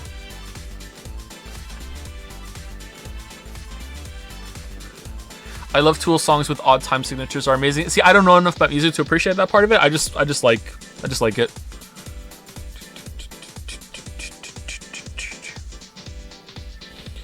The Amazing Devil, Coheed and Cambria, and The Deer Hunter are my current favorite bands right now. Nice. I've listened to some Coheed and Cambria, and I like what I heard, but I haven't gotten into them big time.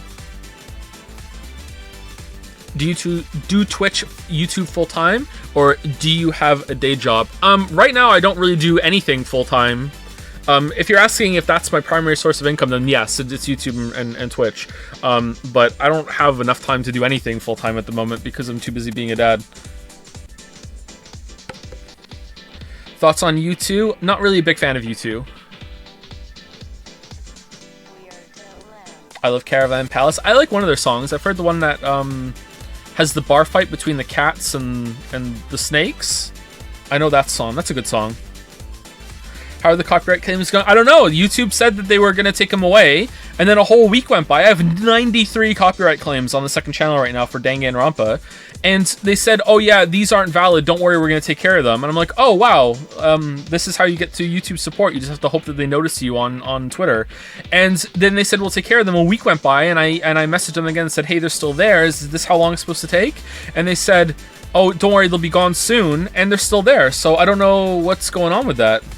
And I don't know if this counts as a dispute. So, like, I don't even know if you can even watch them right now, and if ads are running on them. You know, it's not a lot of money, but if it was on the main channel and it was going on this long, it would be a piss off. But then again, like, I had a copyright claim on the God of War video on the main channel for 2 months. It went into dispute, and then they escalated it, and then I disputed it again, and then it got discarded.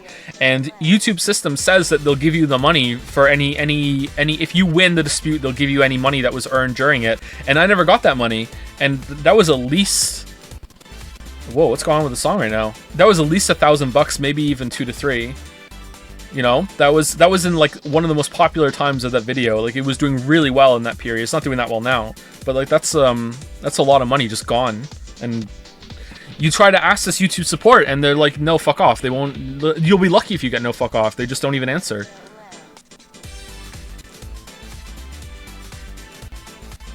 The takedowns will be done soon, Joe. Uh-oh. Uh-oh, that sounds ominous. Why is it skipping?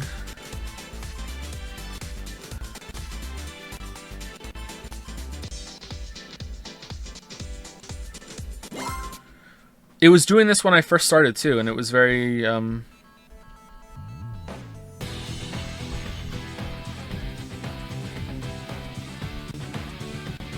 It's skipping here too.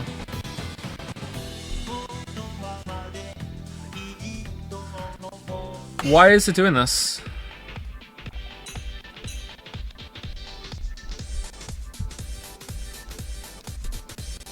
Do I sound okay?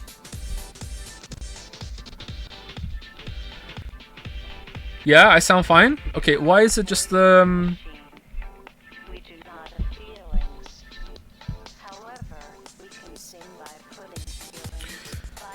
Anything you're hoping is showing up tonight at Sony State Play? Not really. I don't really have any expectations for those kind of shows anymore. I don't know. Like, I have so much to do and play already that it's hard to look forward to things. Like, the only couple things I would be excited for right now would be anything on Silk Song and whatever Morbius Games makes yet next after Outer Wilds.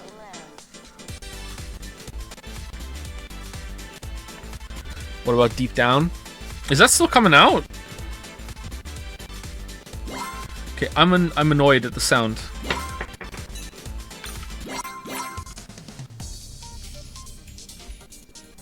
Okay, so it's just the game, huh?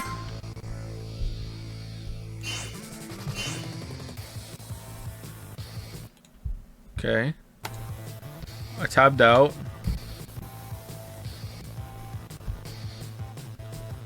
What about whatever Disco Elysium does to nice? Yeah, that's true. That's true. Yeah, them too. Yeah, that's pretty true. Didn't expect any sane man to sit in the main menu for 1.5 hours. Excuse me, we've restarted Alt F4 style twice, and the first time I launched the game, it did this too, and I was worried, and it was because I Alt tabbed out.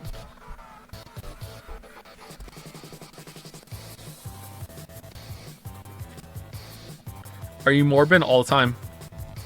Morbin hard or hardly Morbin? Morb me? Morb me?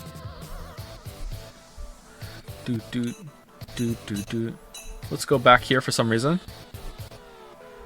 I'm excited for Elden Ring DLC.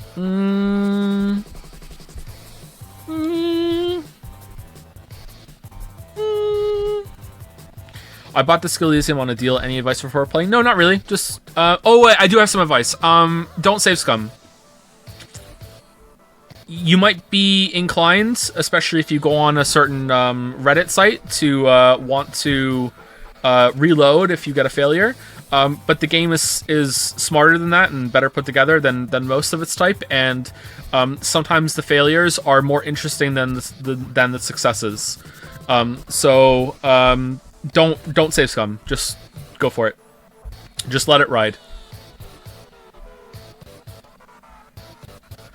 Thoughts on Lego Skywalker Saga? I don't really have any thoughts on Lego games, sorry, but they look kind of fun, I guess. I'm annoyed that this is happening. Okay, I'm gonna switch it back to the other one, and then I'm gonna go pee. And then when I come back, if it hasn't fixed itself, then we're gonna do something else, because I'm not gonna sit here with this on. Be right back. Restart? Okay, let's restart.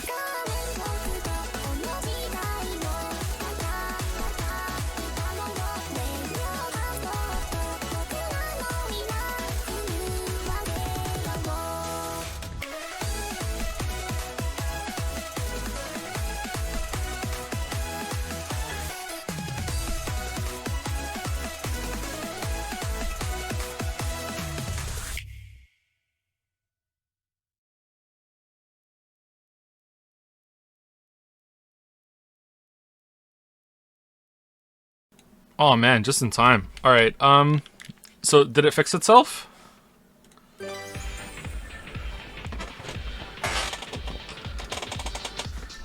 Oh, it sounds like it did. Nice. All right, cool.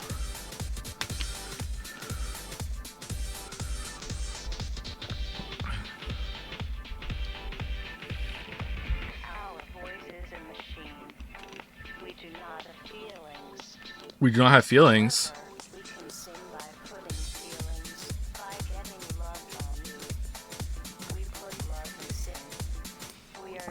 Bug Snacks DLC. When I already answered that. Are you the same person who's asking? I don't know when, but we might stream it. Why put us through such psychological torture? Because you deserve it. Will you play Xenoblade 3 when it comes out? I don't know if it'll be right when it comes out, but we will stream it and see if it's a good time. Although, we might stream Xenoblade Chronicles 1 first, and if it's not a good time... you know what? Even then, I'll be curious to see... Because everyone says that Xenoblade Chronicles 2 is the cringy, really heavily anime one, and Xenoblade Chronicles 1 is much better. So I'd be curious, even if that was true, and Xenoblade Chronicles 1 is like, oh, okay, this is more serious. I doubt it, though. I have a feeling it's going to be just as bad. I would be curious to see if Xenoblade Chronicles 3 is the same as 2 or 1.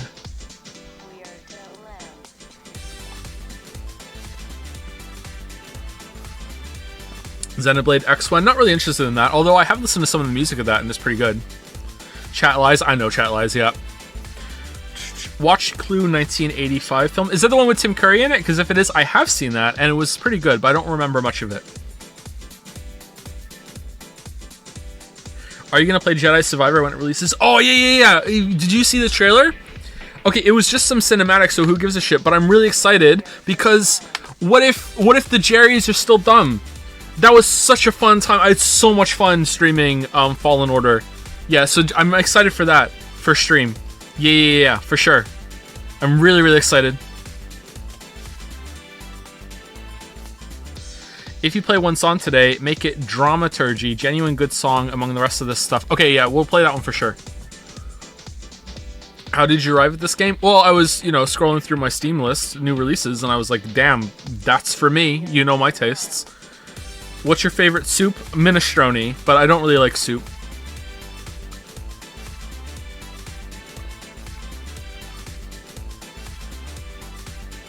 Play Rouge of Love. Is that on here?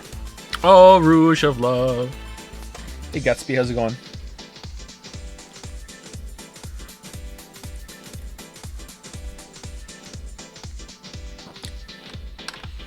Are you making enough money back on this stream for this bit to be worth it? What bit? What are you talking about?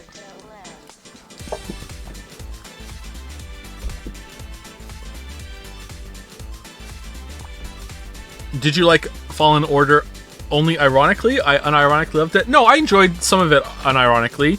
I think I enjoyed it ironically more than unironically, because my favorite part of the game was just how stupid the stormtroopers were. And I don't think that was on purpose. That was just how they were. But, it had some interesting level design. The visuals were okay. Gameplay was alright. I've definitely played worse games. Like, it was pretty fun. Probably one of my favorite Star Wars games. I'd probably put KOTOR and Rogue Squadron above it. I didn't really care for the Super Nintendo ones all that much, but I only played them once. We rented them one time. Maybe it'd be number 3 or 4.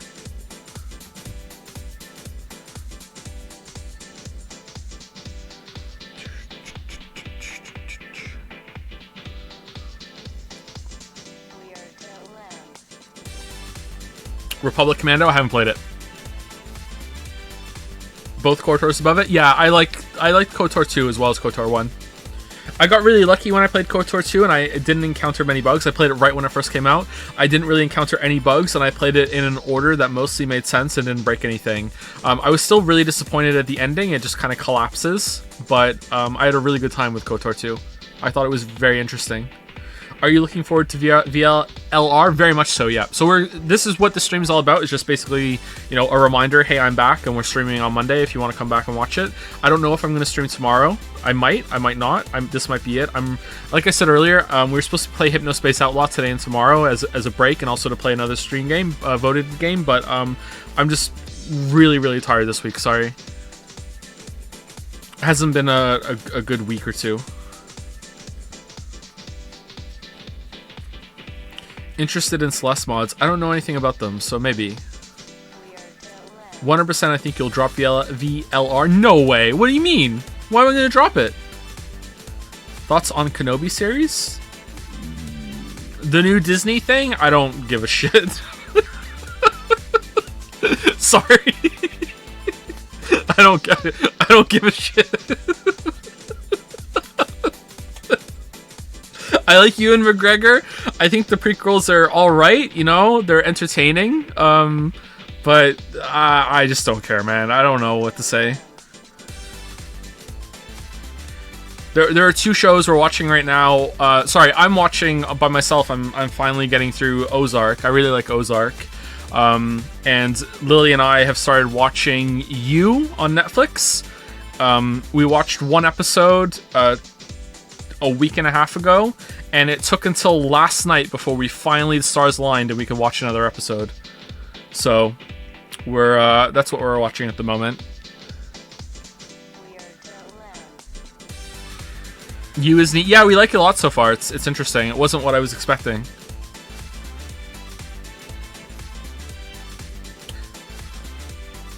I don't want to say it because I mean it happens in the first episode, like you realize. The second and third episode really solidify, you know, the twist, quote unquote. So it's like really early, like media spoilers, but I feel like it's bad to spoil that, you know?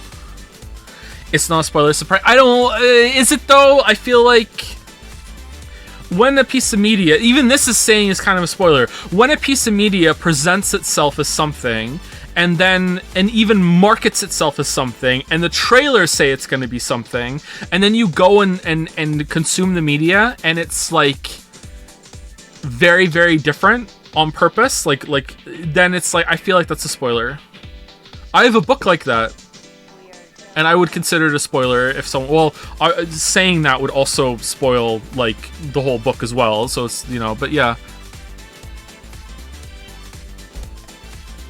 Yeah, like when the Cowboy Bebop show marketed itself as good. Wow, you're gonna get hate for that. Wow. You don't like the Cowboy Bebop anime? Holy shit, you're gonna get crucified. You should leave. Whoa, holy crap. Oh, man. Oh, man. This guy in chat just said the Cowboy Bebop anime is bad. Do.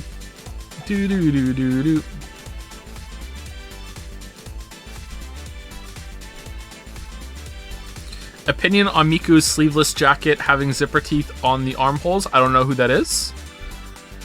Do you have a favorite K-drama? I don't know what that is. Do you watch stuff on normal speed or you speed it up to save time? I don't know. I almost always watch YouTube videos, including my own, at ×2 speed.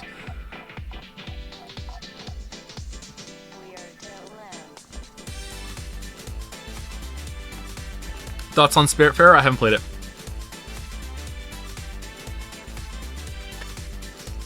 Favorite One Piece arc? The last one. Do you think you'll ever try speedrunning a game? I would love to try to get into that. So if streams ever come back full time and I'm actually streaming pretty much every single day or 5 times a week, I think I would get into a game, speedrunning a game, and that would be like one of the days every week is devoted to getting better at the speedrun. I don't know what I would do though. Mario 64 appeals to me, but then I've already like co-opted too much shit from Northern Lion and from Association Germa, so I'd rather not do that. So it'd be, I think a platformer would be good though. Hollow Knight, I don't know if I could enjoy speedrunning Hollow Knight.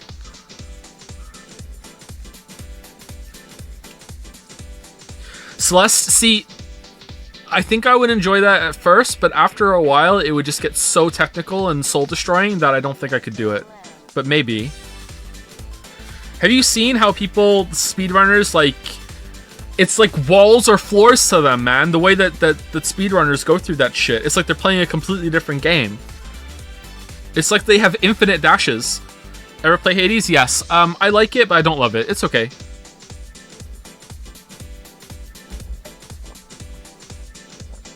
Will you play David Cage's Star Wars game? Almost certainly yes, we'll stream it. I probably wouldn't play it on my own, though.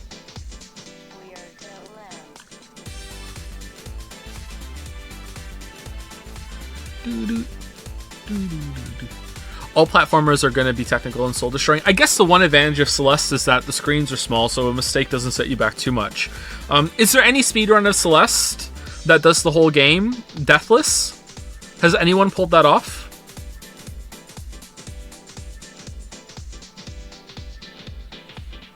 The whole game?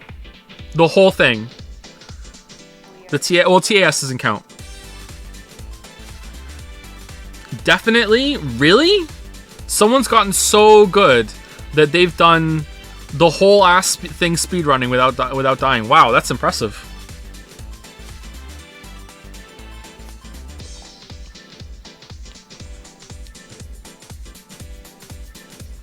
Thoughts on Slay the Spire? I initially brushed it off because I found it boring to watch, but ended up getting addicted to it after trying it out. Did you know that I won my very first round of that? And that the first time that I ever got to the heart, I also won? Yeah, just you know, some Joe lore just slipping there on you, you know? Like, yeah. You know, don't know why, I just felt like saying that. Got an 80% win rate in my first 5 runs. No, I like Slay the Spire. I'm not very good at it. I got lucky when I was on the stream. I've played it on my own a fair amount, and, you know, I'm usually successful, but not cleanly. And I make a lot of dumb mistakes, and I don't really understand the thought process behind building all that much. I find that I don't know the variants of the different artifacts and how important they are, and I end up trying to go blindly for a build, and then if it happens to work out for me, then it just happened to work out for me. Whenever I win in Slay the Spire, I feel like it's completely luck. I think my highest success rate I have is with the third guy. I can't remember his name. Is it the Defect?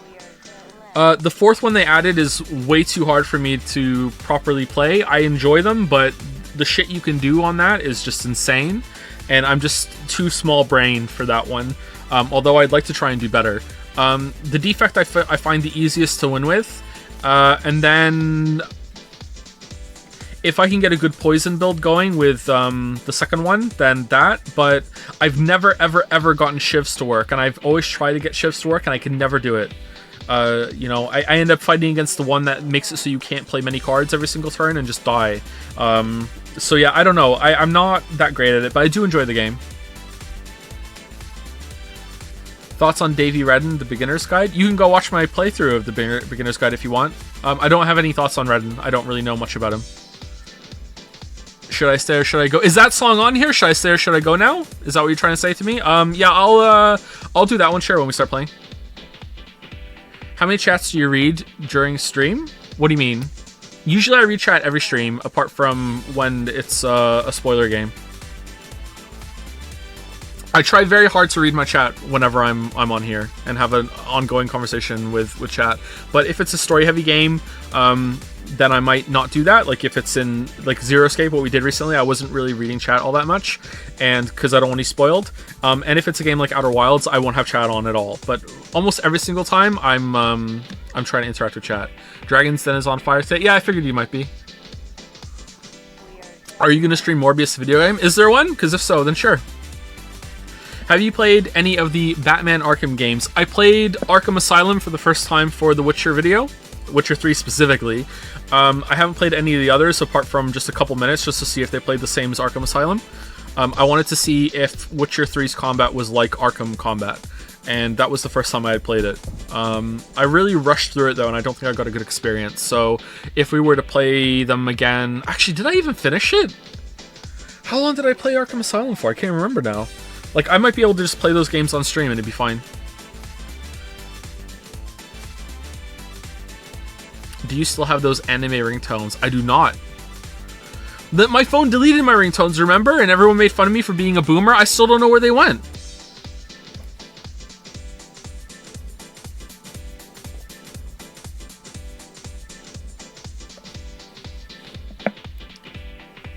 Are you interested in the other Yakuza games after finishing Zero? Yakuza 0?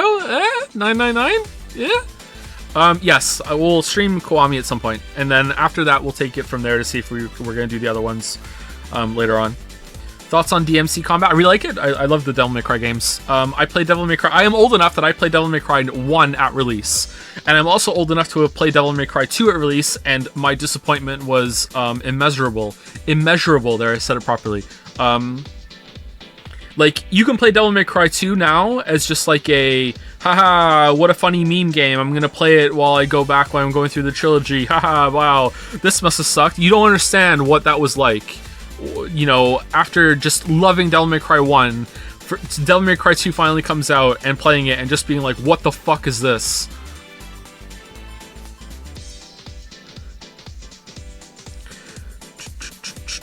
Name any boss in Devil May Cry 2. I can't. I don't remember any of them. The only thing I remember Devil May Cry 2 is that you can shoot more than one guy at once, and that was cool.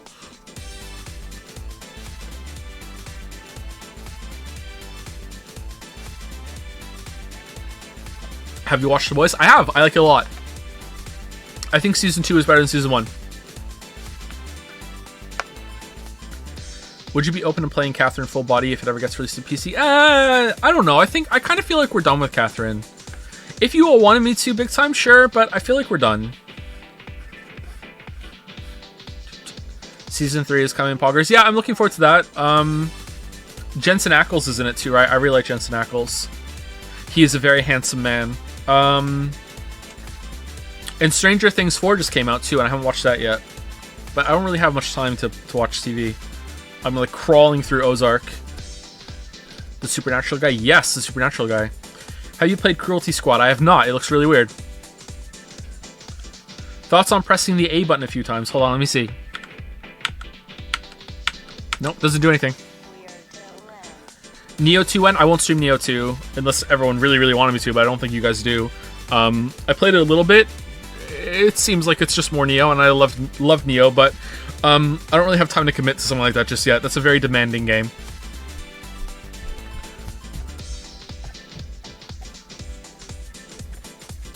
Why not Catherine full body if you're going to play Persona 5 Royal? Well, it's been longer since we played Persona 5, and I feel like Royal has more content added to it than Catherine, and that Persona has more replayability of different things that we haven't seen in it because of the different routes and the different mini games and the characters that we didn't cap out. So I feel like that's more worth it. But if I'm wrong, I'm wrong. Maybe. Thank you for the gift subs, Verdox5. Thank you. Have you ever played any Vanillaware games? Don't think so. Set graphics to PlayStation 4 preset, please. I can do that. Hold on.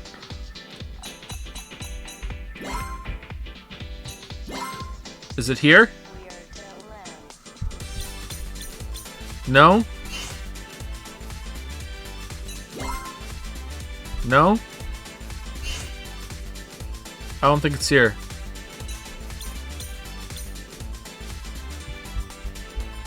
Visual settings.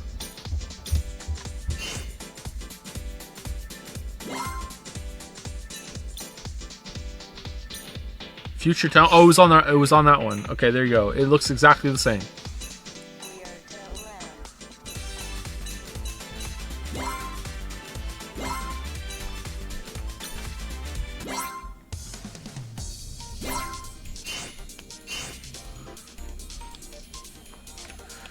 Obora Muramasa is a great classic 2D slash 'em up game from Vanillaware. I think you would like it. Okay, cool.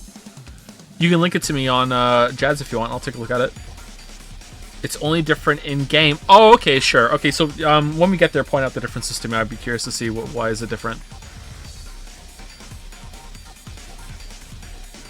Are we in an elaborate pre-recorded dream right now? Yes. Is this a game or an experience? Definitely an experience. Have you heard any of the Guilty Gear Strive OST? If so, what's your favorite track and why is it Disaster of Passion? I have not, so I can't comment on it. That's a cool title, though. I've heard that the music's really good. Which do you prefer between KOTOR 1 and 2? 2, I think. KOTOR has 2 has more of a mature, compelling, nuanced story and writing to it. I don't know if it holds up all that well. Like, there's this part where Kreia like lambasts you for being charitable to someone because it shows you like, oh man, if you give someone some money, then they go off and they end up getting killed and beaten up because you gave them some money. Don't you feel bad, an idiot, for being charitable, you idiot? And when I was younger, I was like, man, that's so deep. And now I look back at that and go, wow, that's kind of fucked up, Cray. Like, what the fuck? So, I don't know how much of the writing would hold up for me now, but it might be good. I don't know. Do you like Final Fantasy? I used to. Final Fantasy used to be my most excited, my favorite series. I used to look forward to Final Fantasy so much. Like 6, 7, 8. It lost me around 9, I think. Before that I played 4 as well. I really liked 4. But yeah, it lost me around 9, and then fully lost me at 10. I really didn't like 10 at all.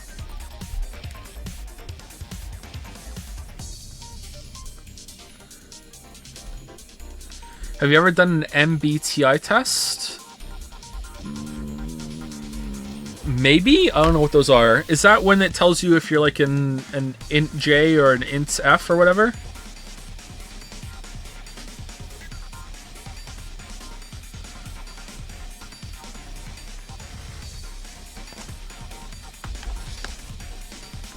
It's astrology for intellectuals? Yeah, for sure. If that is what it is, then yeah, I did one on Jad's one. Someone asked me to do it. I can't remember what I was. Someone will know. Someone will have it like linked or screen capped or something. I can't remember what I was.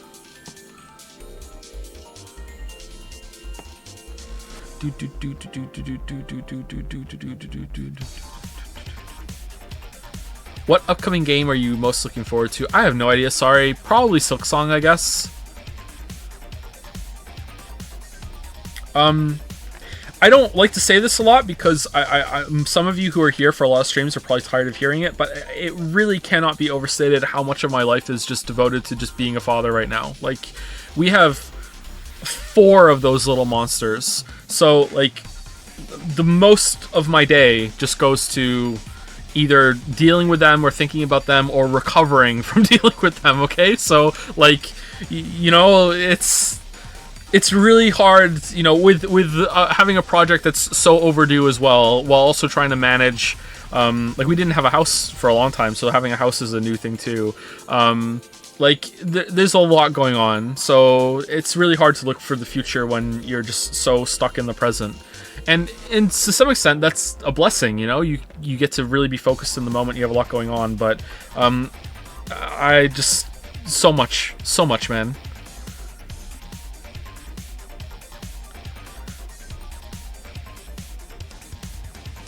Favorite non-humanoid alien design in any piece of media? Oh, I don't know, man. I'm sorry. Holy shit. I have no idea. I can't say that. That's a spoiler.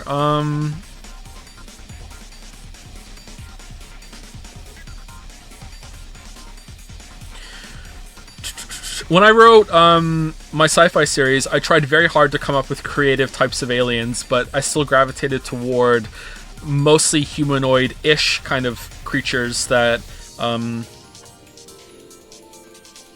could still pass as just like oddly shaped humans, that sort of thing. It's pretty tough to get outside of that framework. I really like more conceptual kind of alien things where the movie... Is it Solaris that has... Doctor Who has some of this too. Like, Solaris had, like, an alien that is just an entire ass planet. Like, the whole planet is an alien. And it has a consciousness, kind of, but it's kind of misunderstood. It's not ever really explained what it is. I really like that kind of thing, where it's just so unknown that you have no idea, it's so alien that it's kind of hard for you to comprehend. So that kind of thing. Doctor Who has a little bit of that now and then, and that's interesting. So I guess even an alien that is like more animal in shape and less humanoid is still going to come across, if it has the same kind of intelligence and goals, it's still going to come across as distinctly kind of human, you know?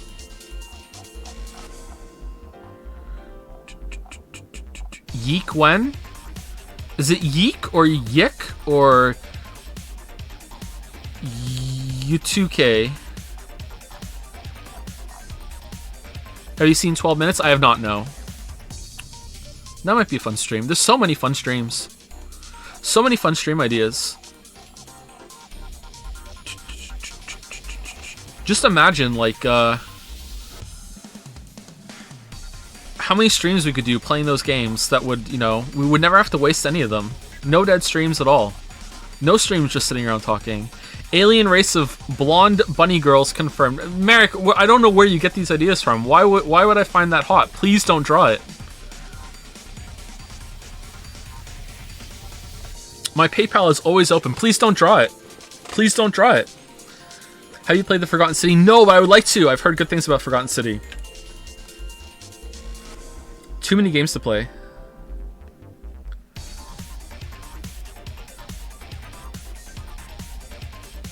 Have you heard of Darkest Dungeon? Not only have I heard of it, I made a video on it. Do you plan on playing Iron Lung? It's an hour-long game made by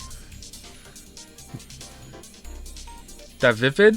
Is that his name, or did you add an extra V? Samansky? Dusk Dev? I've heard of it. You're in like a submarine or something, aren't you? I don't know, it doesn't look like my thing. What's been your favorite stream and why is it Health Point? Oh man, I don't know what my favorite stream is. I think maybe the most memorable one has been the Cursed Music stream. I think that the best off the cuff joke I ever did on stream was when during the Cursed Music stream someone linked me. Everyone was just linking me random stuff and I didn't even know what it was before I put it up, and someone linked me one and it was the Pokemon theme. So we're sitting here listening to the Pokemon theme and I said for some of you it was the Pokemon TV theme. For some of you this isn't the first time you're hearing this today.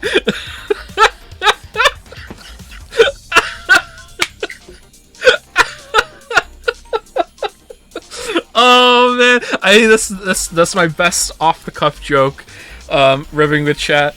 Oh man, that was so funny. That was a good stream. Oh, laughing at own joke. It doesn't say first time chatter next to your name. What the hell? That's weird.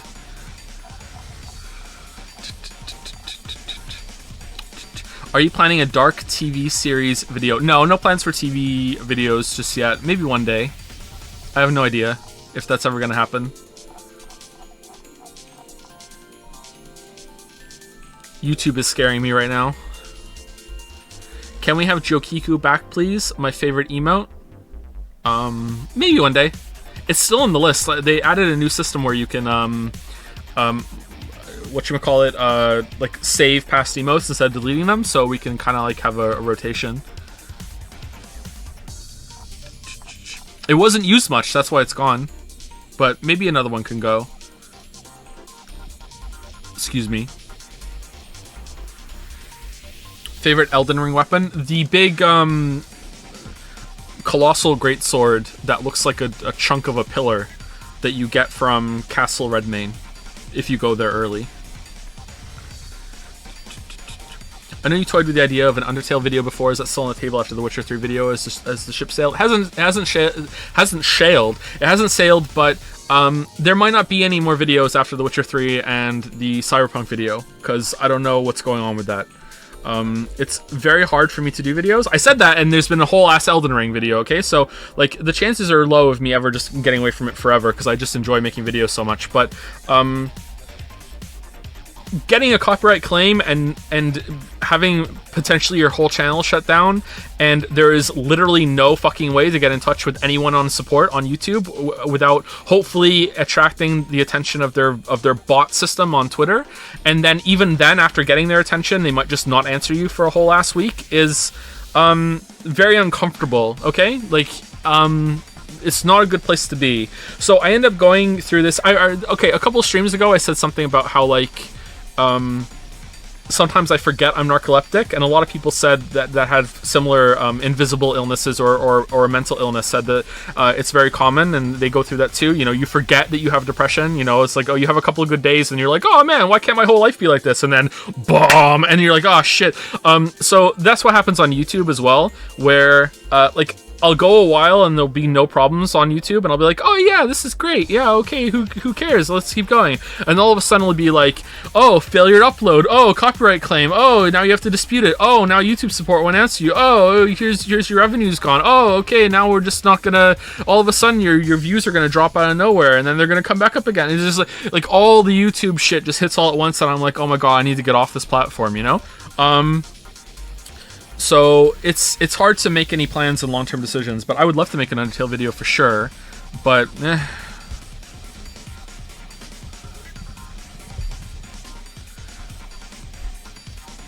2 hours, 0 gameplay. 2 hours and 16 minutes, actually. Okay, hold on. Let me go up here, okay? What is it? Is it rhythm game? This is what you click on to play, right?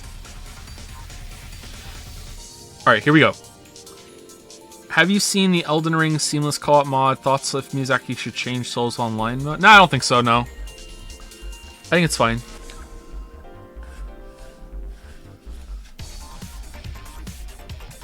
Do you think you'll finish Red Dead 2 on stream? Almost certainly not, no. Have you heard anything about Unsighted, great 2D top-down game with actual consequences you might find interesting? Not only do I find it interesting, I've played it. I played it for a couple hours when it first came out. I liked it so much that I stopped playing it, and I want to go back to it when I can give it more of my full attention. It's a very interesting game. I highly recommend it. If you like top-down Zelda games, if you like crosscode, you should definitely go and check out Unsighted. It might be something that you like. Kind of Hyper Light Drifter-y, you know, it's pretty good.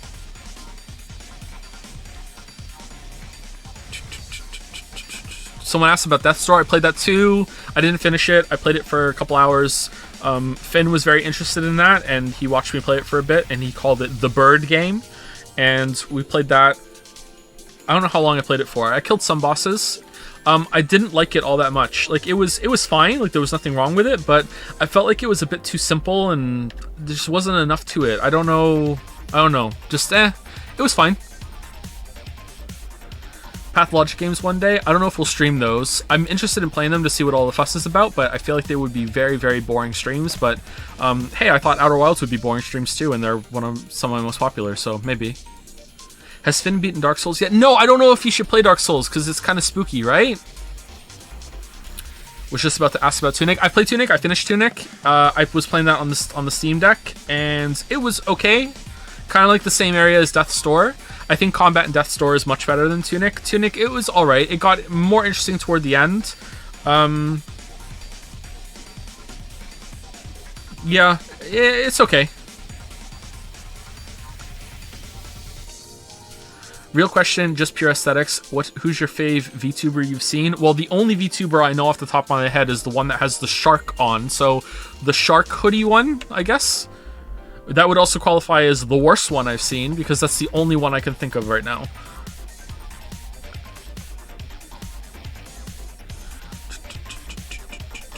Is Inscription still on the list? There is no list like that apart from the voted games, but I would like to stream Inscription, sure. How many streams would that be? 2, 3? Have you played Evil Dead? I have not, no.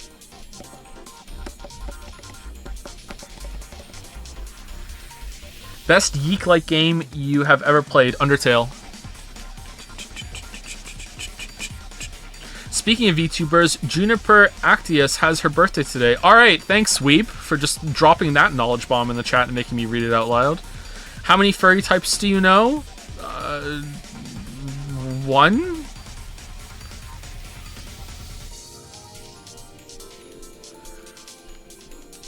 Man, that makes me remember... I wish I couldn't find it again because that subreddit moves so fast. When I was playing Genshin, when I first got into Genshin, I went on the subreddit and there was a post and it was just dripping in such unironic vitriol that I wish I had capped it or saved it or something. And it was basically, I can't even, you won't be able to find it because I can't even remember what character it was for. And it was basically someone came on the subreddit and was like, all of you think that you are such great fans and appreciate this game, but none of you knew that it was voice actor of this character's birthday today, and none of you wished them a happy birthday. You're all like, and it was just like this huge call out post on the subreddit, and like the comments were like, oh my god, you're right, we're so sorry. And I was reading it, I'm like, what world have I been put into that it was just so condescending? like, you guys forgot the voice actor's birthday. Like, this is such a faux pas. Like, holy shit. Like...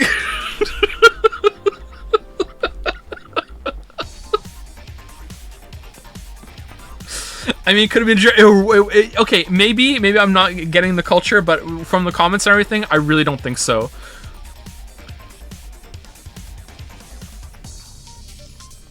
Thoughts on pressing the enter button? Hold on. Nope, doesn't do anything. Would you stream the other Xenoblade Chronicles games, or is too much cringe for you? We'll do it eventually, yeah. Unless I quit streaming before then, before we get to it.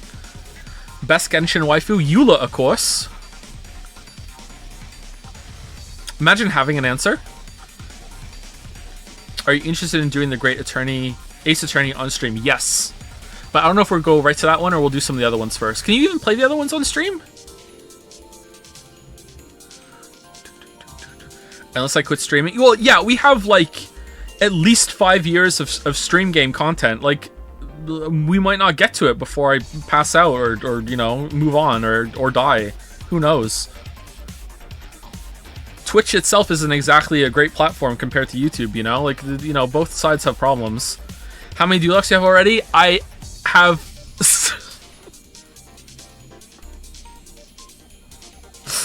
Oh, do I want to lie? I have 6 Dulux. I have 6 Dulux. I have a C5 Dulac. Last time I played. I have the Dulac curse. So I have C5. And I have a C2 Ganyu. I got 3 Ganyus in 5 pulls when the rerun came, after not getting her on the first banner. How? Well, for the Nagito luck plus Duloc curse plus L plus I'm not PO plus spent some money for the video that might never even come out. You know, you know, that sort of thing. Plus mainless plus ratio.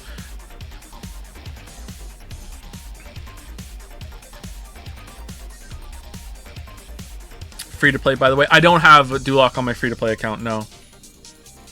Just so we're clear, I haven't played Genshin in about 6 or 7 months, so like I'm free of that.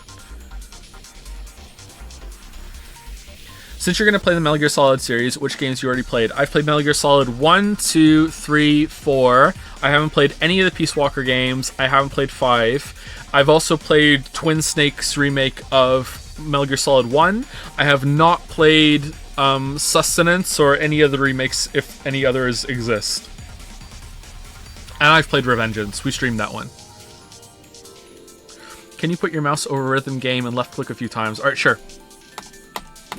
Oh no! Rumbled.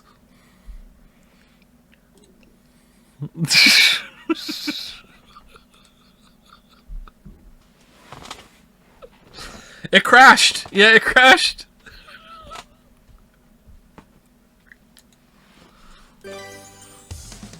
Do do do do do do do do do do.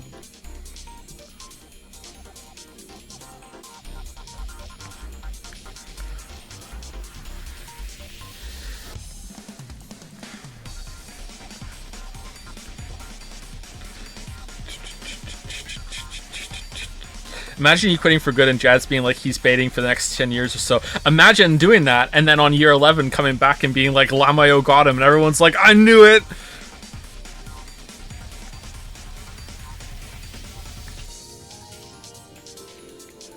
Why wouldn't you play the Persona dancing game instead of this trash? What's the main menu music like in that one? Is that pretty good? Is that even on Steam? Would you try any other gacha games aside from Genshin? For example, Arknights or Fate Grand Order? When I actually get around to making the video, if I do make one, which I definitely want to, I will for sure, yeah. But not for very long. It'll just be like dipping my toes in and seeing what it's like and getting like some knowledge of how the genre works. But yeah, for sure. Is Baba Is You video still going to happen? Not sure. I would like it to, but the only videos I'm promising right now are The Witcher 3 1 and Cyberpunk. After that, it's whatever, you know, like I would be an idiot not to make some other videos on it, but to make some other videos like on Last of Us 2 and Baba's You and Undertale, that sort of thing, but Outer Wilds, but I don't know what the future holds. I'm, you know, spoke about this even over a year ago, right? When we were in Persona 4 or whatever. Like, work-life balance is very hard right now, and I don't know what the future holds, and YouTube is not a very stable platform for me. It probably is fine. It's just the lack of support that creators get, and I understand they're in a bad position, makes it very unsettling for me. The fact that any day I'm just a couple of really bad copyright claims away from being, you know, just put out to pasture, and there's really nothing YouTube will do about it, doesn't bode well with me.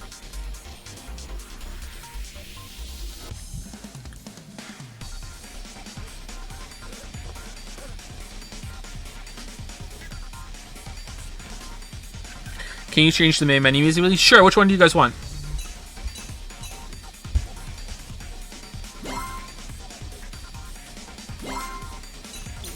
Future tone?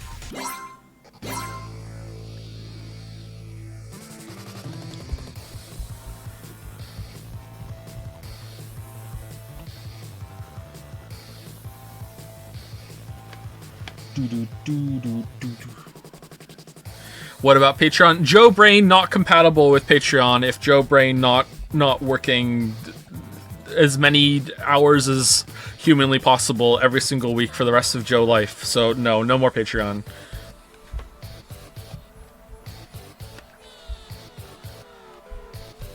Joe Brain not so good. Agree, true. If there was a YouTube union, would you join?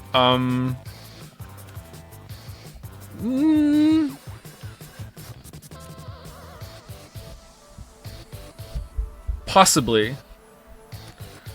I would have to be convinced that it's not just a publicity meme bullshit.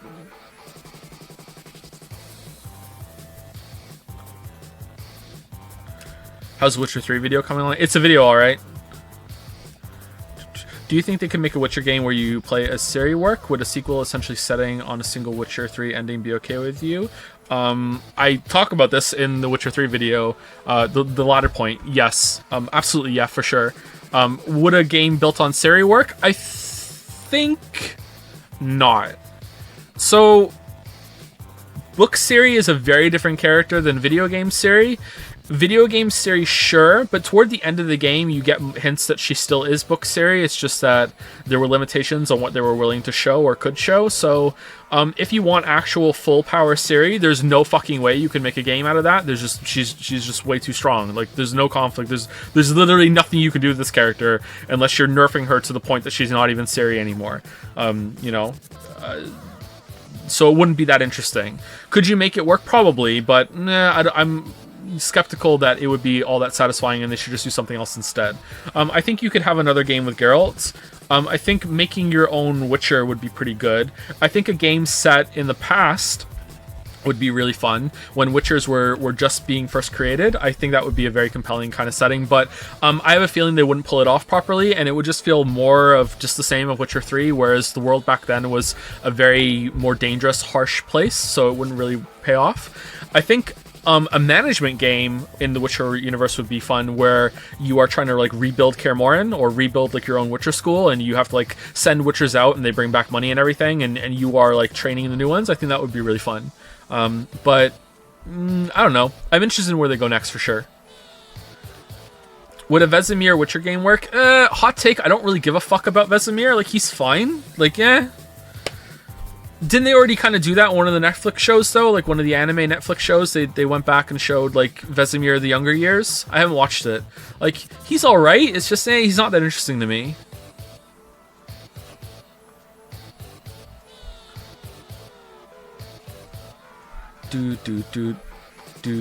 Was the show good? I didn't watch that one. Are you excited about Breath of the Wild 2 at all? I guess so. I'll play it. Like the Witcher 3 video, it feels like it's never coming out, so it's hard to get excited about it. I like the stream, but with the repeating music, it's giving me a headache. Can you mute it? Isn't there a way you can do that? Like, you can just mute the music on your end?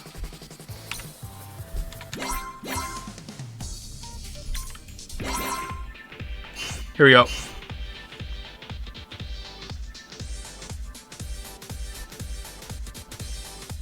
Doo-doo. Doo-doo. Doo-doo. No, there's a bunch of people I've been in chat with it muted, and they're talking. Oh, they can't hear me either. They're just here hanging out. What the fuck? What? Why?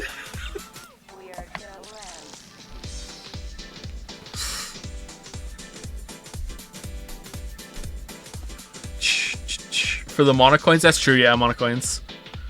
But why chat then? Just go do something else. Can we take another trip to the customization room? Yeah, sure, that's got some good music, right?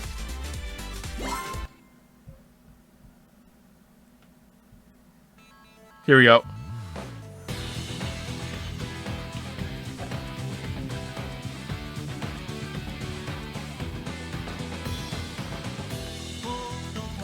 Would you want a new reciteer? Oh man, you don't know how much I want a new reciteer. You have no idea.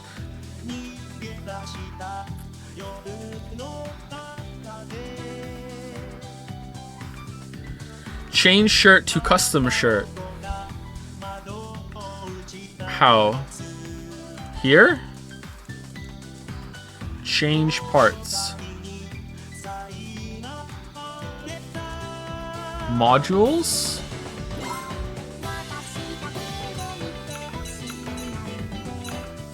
Is it custom shirt A?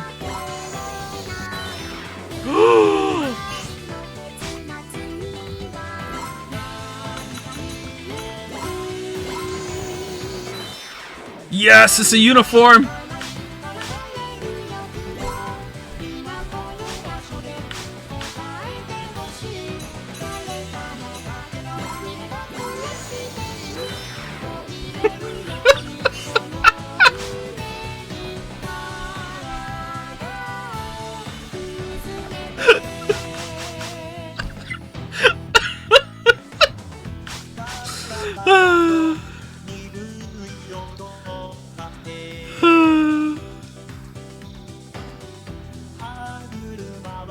How do I change it to a different character? Oh no!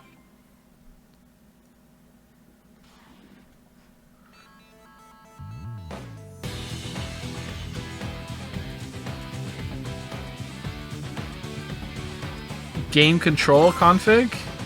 No. Just modules? Oh, I just changed them here. Alright, let's put her in the shirt. Yeah! Oh man. This is a interesting character. Oh, she rolled it up! Why though? Wait, so she is incapable of not showing her stomach? Alright, best girl.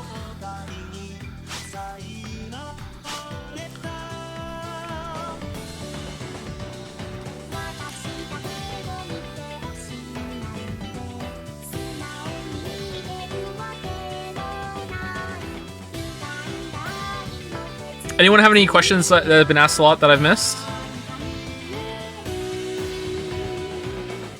Make them dance like so. Oh wow, imagine you could do that. That would be a really good game. Favorite character from The Wire? Basic take, but probably just McNulty. I just like McNulty. I find him funny. And what the fuck did I do? Omar, I like Omar a lot. I like almost all the characters in The Wire.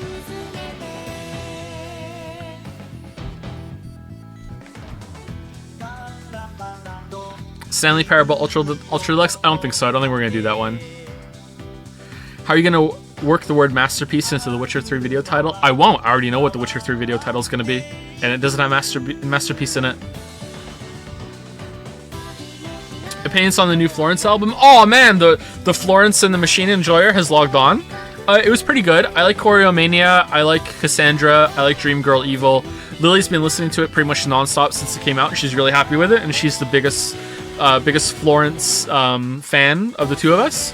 I'm pretty happy with it. I don't know if it's my favorite. I think her first album is still my favorite of hers. Pizza or pasta? Pizza all the way. You mentioned you played a little bit of Guilty Gear earlier. Which character did you play? It was just a tutorial, and it was the one that had the anchor weapon. Did you watch the last Love, Death, and Robot season? Not only have I not watched the last Love, Death, and Robot season, I haven't watched the first Love, Death, and Robot season. Will you cover launch issues in Cyberpunk video? Yes.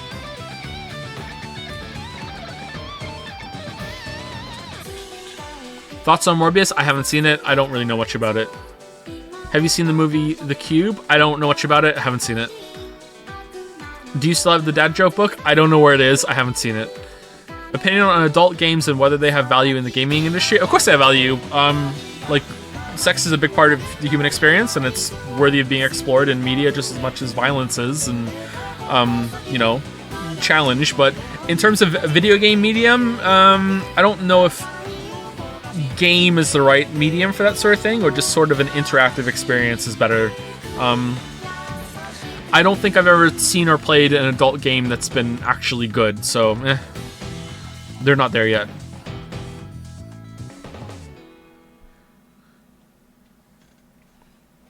Favorite D&D monster you've become aware of so far? Well, as a rigger, I'm a big fan of the Roper. Pretty scary. Scary Roper.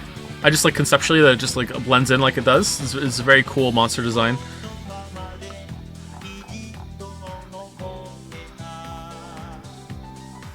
Translucent cubes that you can't see and might walk into are pretty fun too as well.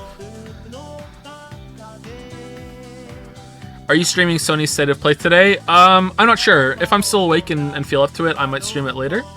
If not, I might just pop back on the stream and just, you know, play some more of this game. The creators of Disco Elysium said they want to include a sex scene in their next game. Could be interesting while the skills talk. I read this too. It sounds very funny. I think that could be a very funny experience, but I don't know if they would want it to be a funny experience. I can't imagine doing that and it not being funny. But sex is funny. This is something a lot of people aren't comfortable admitting. I don't know why. Sex can be very, very funny. Especially... I have to finish it. Especially with me.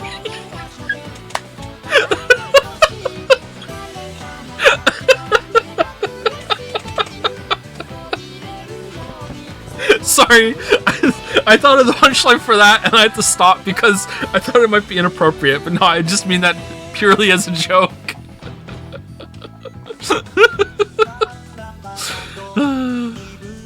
Have you watched Arcane? I have not, no. How many marbles have currently been redeemed? I think 5, right? I haven't checked it, and for reasons I just don't want to right now. Oh! Whoops. Doo-doo. It's making my ears bleed, says someone. Okay, hold on.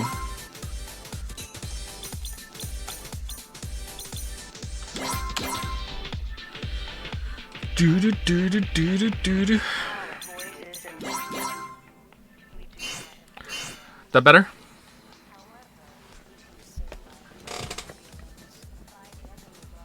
What game are you planning to make a video for after The Witcher? Cyberpunk. After that, we'll see. Thoughts on writing mysteries into a story? They more than anything depend on their payoff, and that makes them very interesting to me. So here's a hot writing take. The core of all writing is actually mystery writing. This is not how it's always going to be or always has been, but right now we're in a period of writing or storytelling that everything is really about mysteries, but it's a very broad take on mysteries, and basically the mystery that you want to hook readers into right now is what happens next, and everything is built around that, and every single word that you put into your story, in almost any story that you will read at the moment or even watch, will be based around the anticipation of like, ooh, what do you think this means, while also revealing more of mysteries that you set up in the past, and just set up, go, set up and pay off all the way through. it's the same kind of, so saying that it's not always going to be like that or always hasn't been like that is maybe incorrect. But when I was in writing class in high school, which was just a complete fucking waste of time, we were all taught that all writing is based on conflict, and conflict is what makes things interesting. And you will see a lot of the same kind of things parroted all the time, that the big things you want in writing are conflict, and you want character development, and you want character arcs, and you want to show, not tell, blah blah blah blah blah. And a lot of people will latch onto these things and take them as gospel, and these are the objective truths that come from good writing.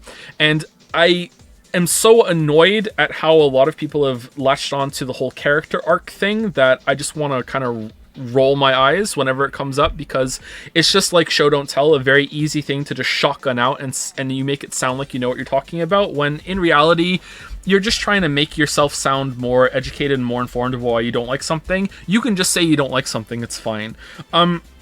These sort of things are rules at the moment for the most part, but could there be a story that's great that isn't based around conflict? Yeah, of course.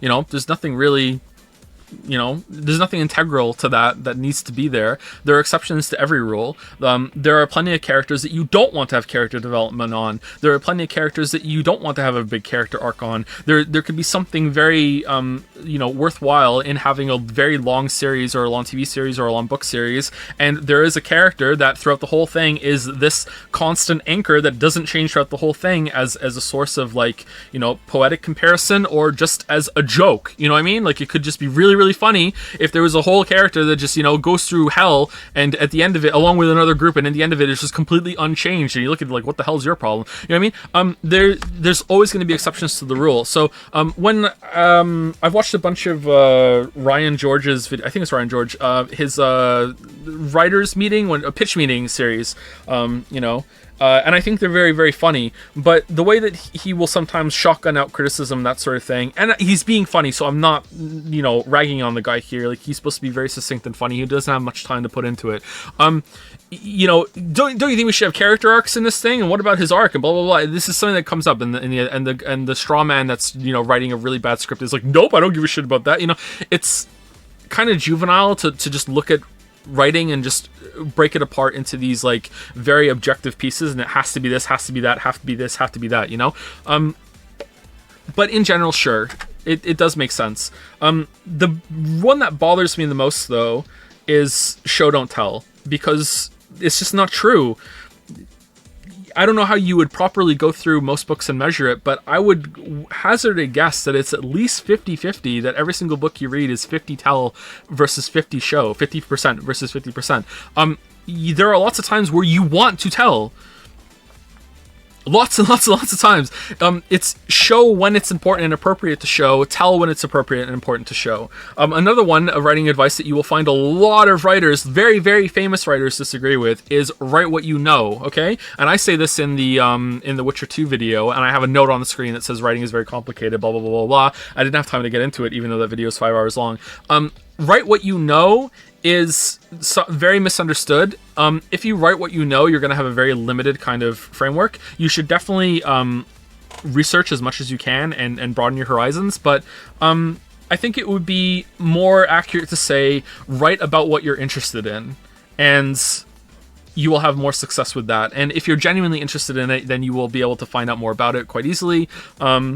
And write what you know is usually when something gets very technical. So if you are writing what you know and it turns out that you are writing about a character who's a surgeon and you don't know how to be a surgeon, then maybe don't fucking describe anything that goes into the surgery parts and just allude to it instead, or unless you have time to go and shadow a fucking surgeon for a couple months, just don't do it. Anyway, so sorry that I went off on a tangent there. But yeah, I just wanted to I went there from mystery writing being like the core of most writing that you do.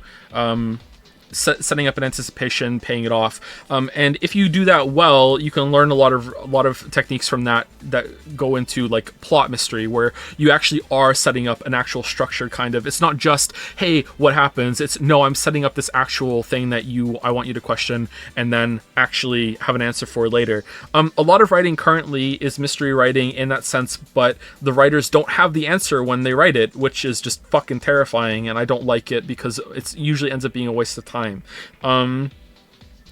J.J. Abrams is the king of this shit, and all of Lost is like, he has a very famous talk, I think now, about the mystery box kind of writing, and you put a box in, like literally a box, and it's like, okay, what's in it? And then the audience has to wonder what, and then you reveal later, and inside the mystery box is usually the answer with another mystery box inside of it, and it's just mystery box into mystery box into mystery box.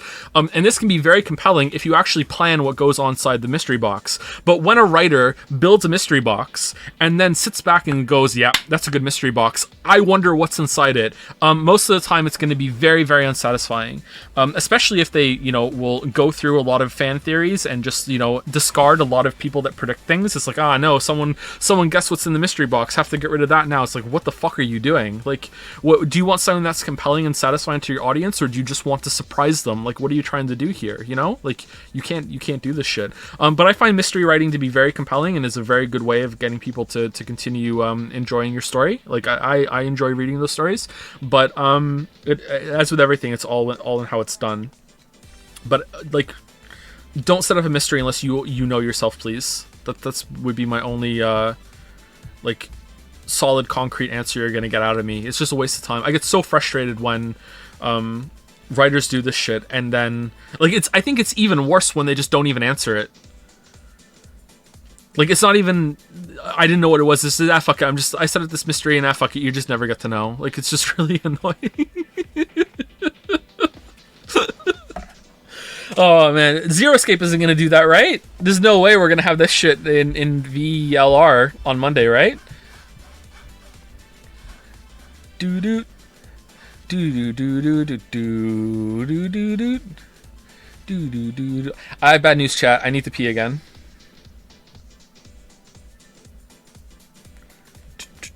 As always, I do want to give a qualifier because despite what a lot of people think of me, I'm not a big-headed, smug asshole on the internet who thinks he knows everything.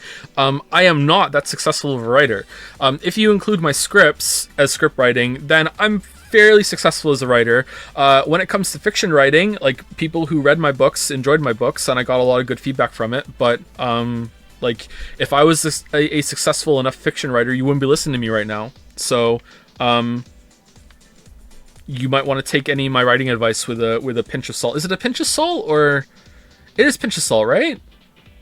I don't know. It's pinch of salt, isn't it? Grain of salt. Is it grain? Can you do both? Can you say pinch of salt and grain of salt? It can be pinch or grain. Okay. Is it H or H? Grain of ketchup? Do do do do do do do. It'd be nice to get back to writing, though. I miss it. I really enjoy writing. I've gotten much better at the script writing, at least. I wonder how much that would translate over to fiction writing. Maybe it wouldn't. Maybe it would actually make it harder.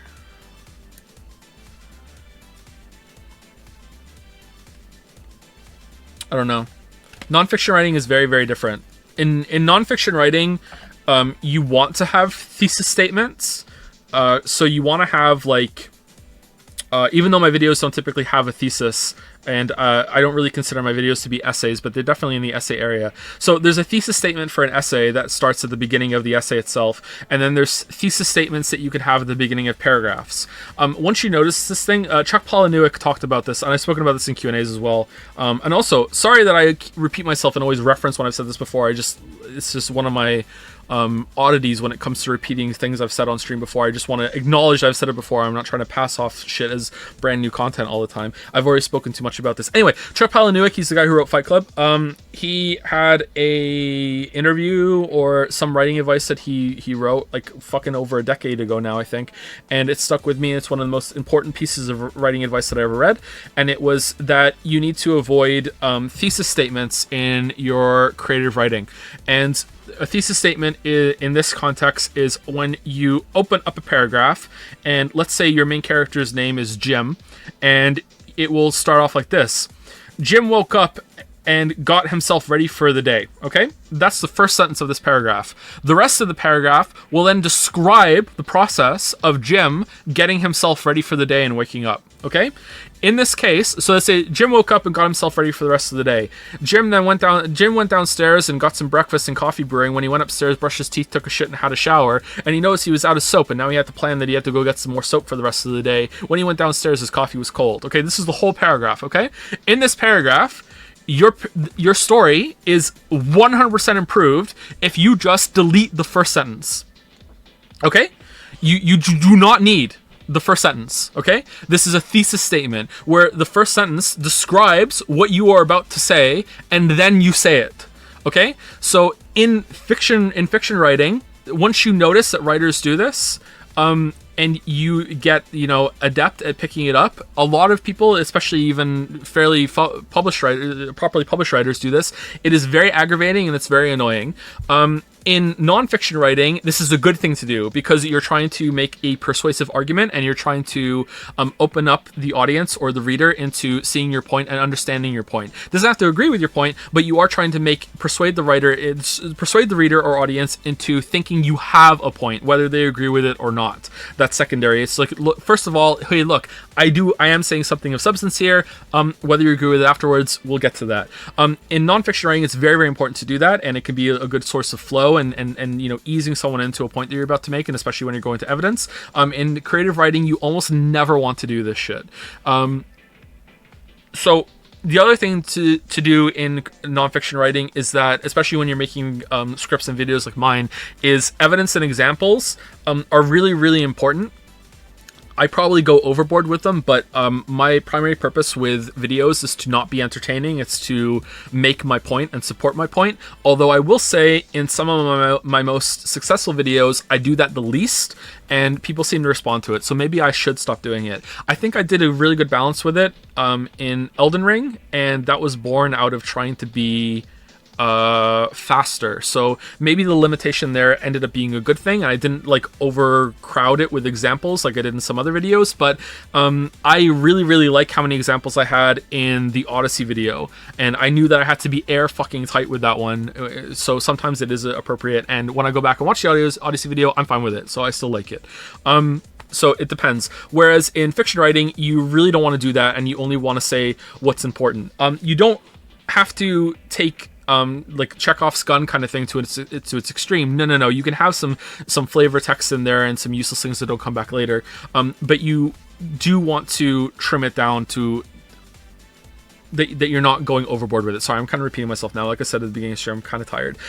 If you've listened to my videos or listened to me talk here, I don't know, how do I come across in streams compared to the videos? I don't know.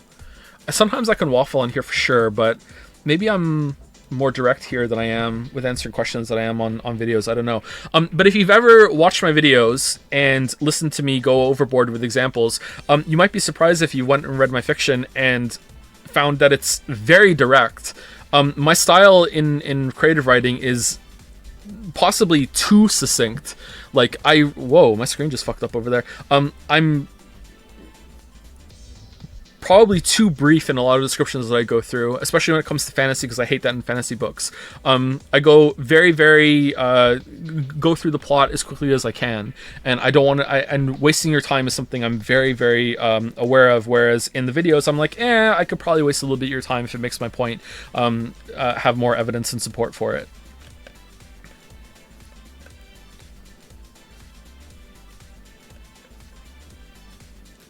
In my opinion, fiction writing feelings before facts. I think that a feeling should always inform how you're writing, and I always like to be anchored to a character's perspective whenever I'm writing, and that their feelings will inform how the prose is written. You know, like if someone is in a very direct and kind of panicked mood, it's going to be more short and stilted kind of descriptions, and we're going to get to the meat of the issue very, very quickly. If someone is more in a contemplative state, there's going to be longer paragraphs. This is mostly kind of basic shit, but it's hard to remind yourself of that sometimes. You have to practice the fundamentals of writing, perspectives, that sort of thing.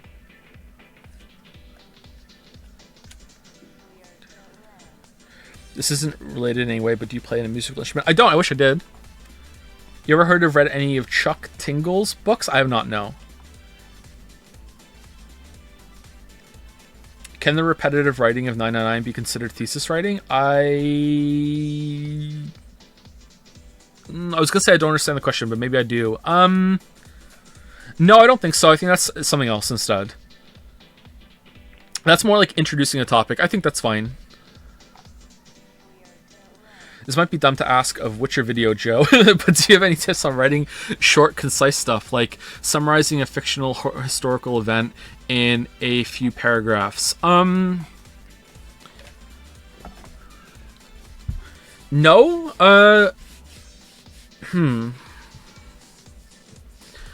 When I'm not doing evidence-based stuff, my problem is actually getting words on the page, not taking them away.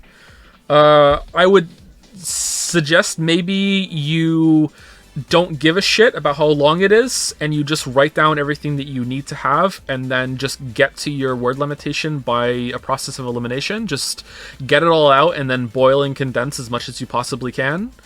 Or you could just have it all listed out in bullet points and find a way that you can combine topics and string sentences together in the best way that you can. But it's kind of hard without an example. And if you gave an example, it would be too much to go into on stream.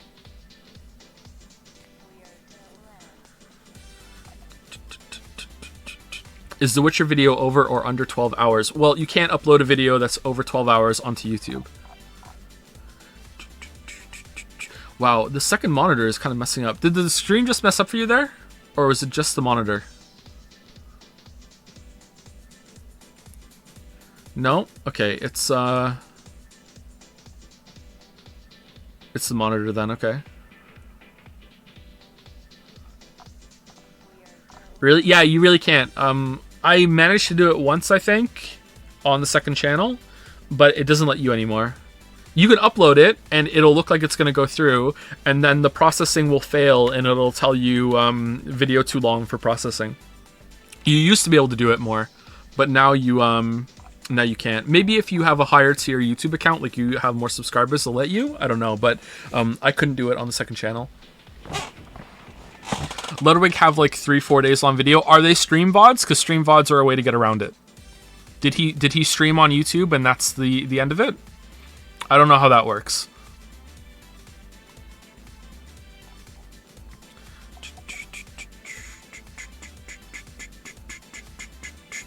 The book I'm writing right now is an epic fantasy, and it's a book that exists in the universe I'm writing around. In this, I also have a scholar who is annotating it and making notes, trying it into the larger history of the world. What do you think of this? That sounds like it could be fun, yeah. Kind of sounds like, oh, fuck. House of Leaves.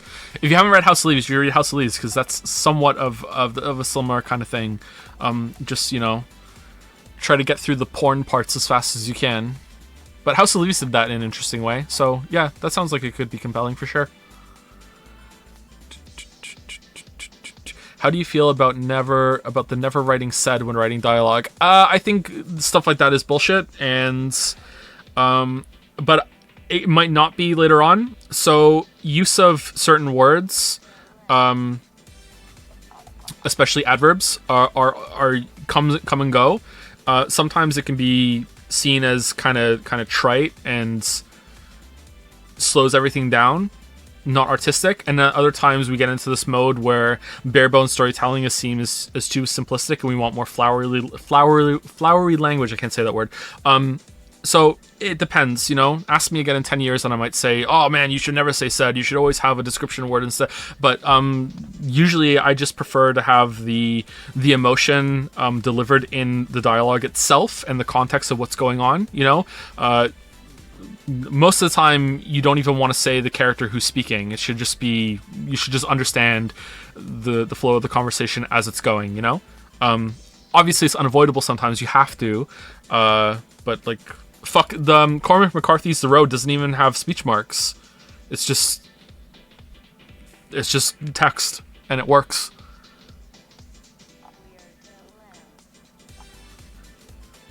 Do you have any strong opinions on about the hero's journey in writing? Oh, don't try and pass this off as an innocent question. You know what you're doing.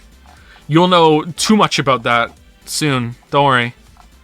Would you agree with me that the vertical leveling system shouldn't exist in Witcher 3? It breaks the story, world building, economy, and they already have viable progress barriers and contingencies for different play order. Oh man, you're gonna love the video. Yeah, absolutely. Yep.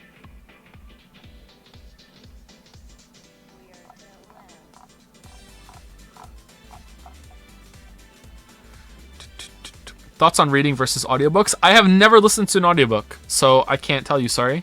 I should, but I've never done it.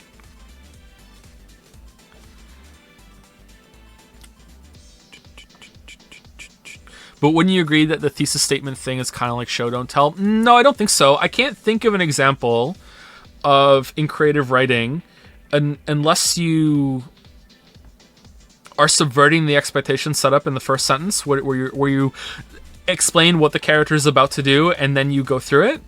Maybe at the beginning of a chapter or a long section, you could do that, and that sets the expectation of what the character is about to do, and you get into that mode and mindset. Sure, that could work, but then it's kind of getting back into an evidence place, right? It's like, here's the proposal of what the character is going to do, and here's all my evidence laying out what it is exactly that they do, especially if the character is trying to solve a problem. But in terms of like condensed to a single paragraph, I'm sure there is an exception somewhere, but an exception on the level of like it's a 50-50 split, like show versus tell is versus most books. I don't think so.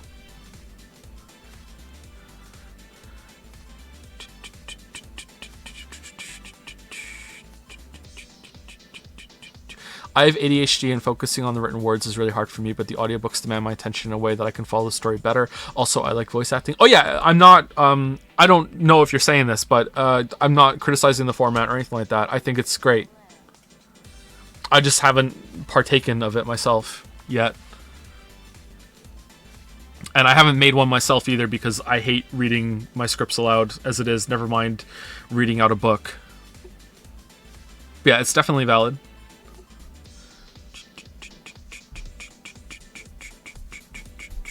There's a non-copyright Persona 5 music video that has remixes just for chat streams. How could that possibly be Persona 5 but still non-copyright?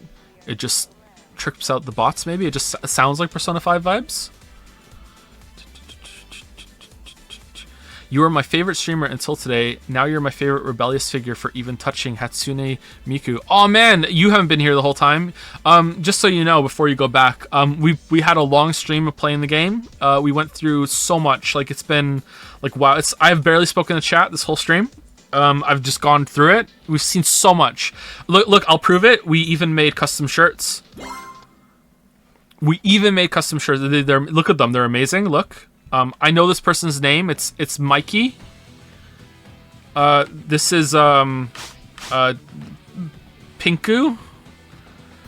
Yeah, just Dan. It's been one of the best streams we've ever done. We spent all of our points.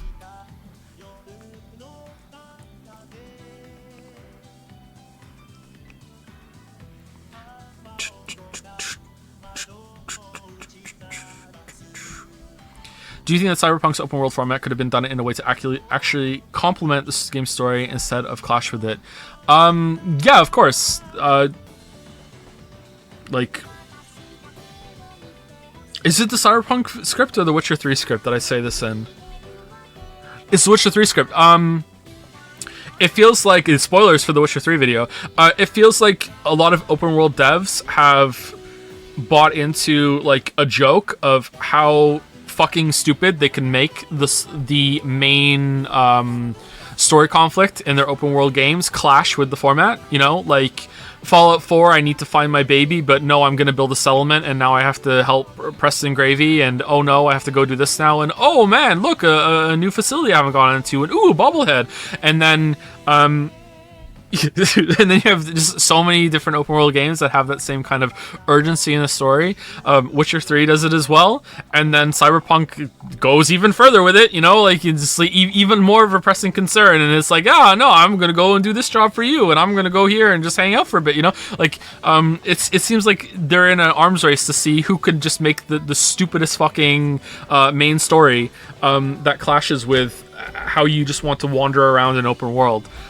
So is there a way to do it? Yeah, for sure.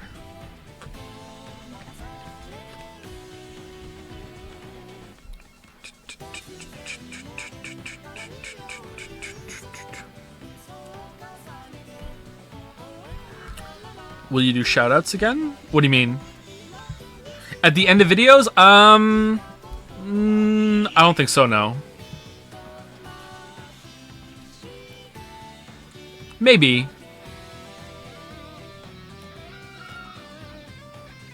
Have you seen the channel that abridges your Persona streams? I think I've seen a couple of them, but I haven't watched any. But I have seen them on my list.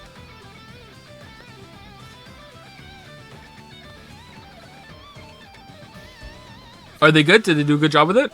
If someone wants to link one of them in chat, that's fine. Excuse me. Are you in favor of canceling Sweden? What stream do you think you're on?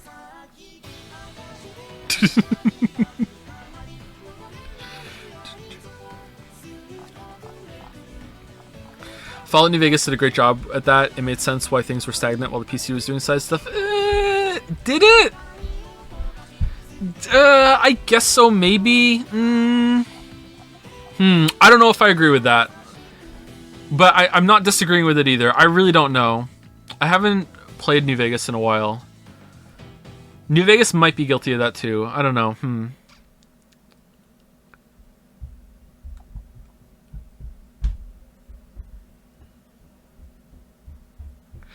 As a writer, there are times when I do thesis writing intentionally where the narrator starts by spoiling the end of the scene to hook the reader into that scene, and by the okay, that's not what I'm talking about. That's framing, man. Like that's fine. Yeah. That can be. I do that too. That can be great. Yeah. I'm okay. So that's throughout a whole scene. I'm specifically talking about like something that's condensed or constricted to just one paragraph. So when your paragraph starts with a sentence that is a summary of the rest of the paragraph, that is the only thing I'm talking about when I'm talking about thesis writing and why it's bad in virtually like every case. In terms of a scene, yeah, for sure, that definitely has merit.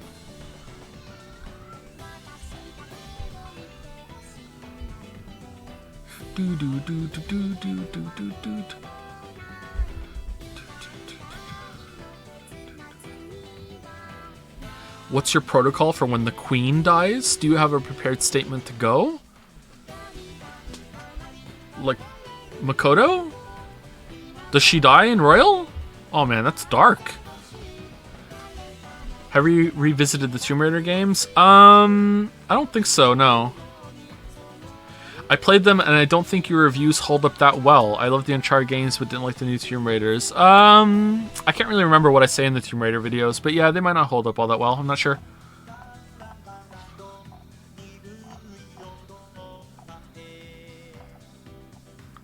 Best Weeaboo game you've ever played? I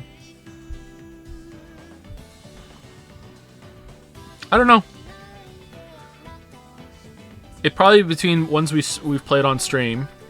Does Chrono Trigger count as a Weeb game? Because if that's the case, it's Chrono Trigger. The ones we played on stream, the candidates would be Persona 5, Persona 4, Danganronpa 2, and I really enjoyed 999, but I don't know if it's on the same level as the others.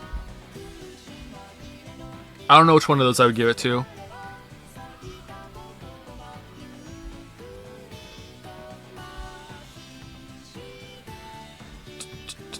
Did you know that Kentucky is the only U.S. state that starts with a K? Kansas is not a state.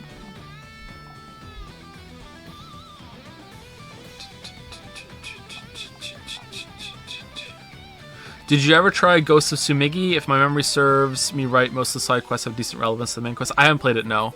I heard good things about it, though.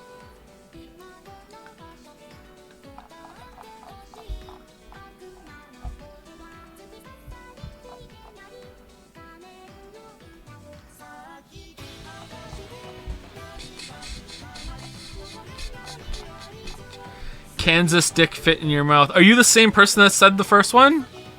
My god, you are! Well done. Alright, nice one. Got him. Lamayo got him. Legit, Lamayo got him. Good job.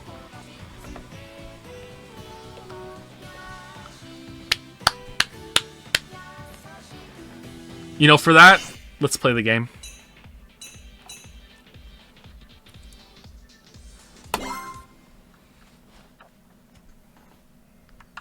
JK.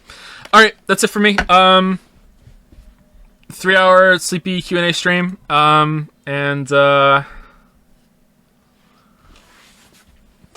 If we do stay to play later, I'll come back. But I'm not promising. I'm not going to announce ahead of time. I'll just show up and we'll start watching it.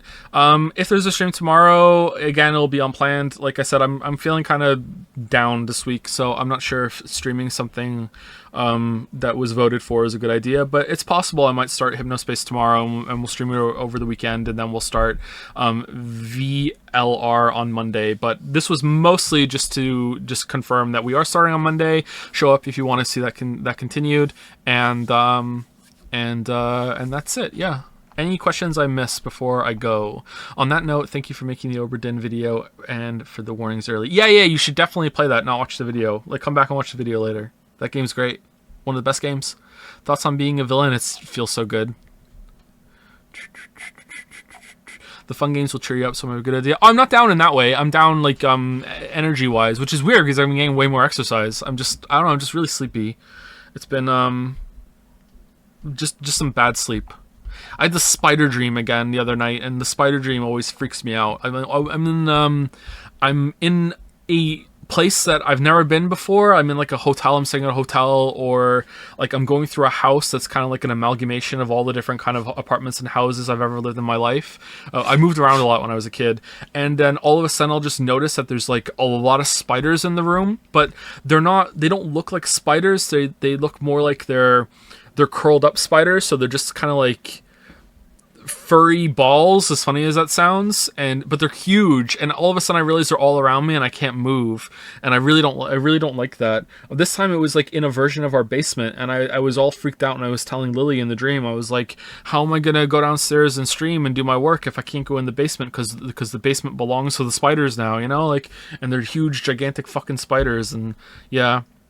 And then I think it got messed up with some of my memories from playing Resident Evil, because I went to touch one of them, and like it put like one of the what's her name, Lady D's daughter's bugs in my hand, but it was much bigger. It was only one, and it's like this big huge kind of like woodlouse kind of thing just went up my hand and burst out of my finger, and like it hurt. Like you feel pain in your dreams, man. Like it hurt. And that's what the dream I had the other night. Not good.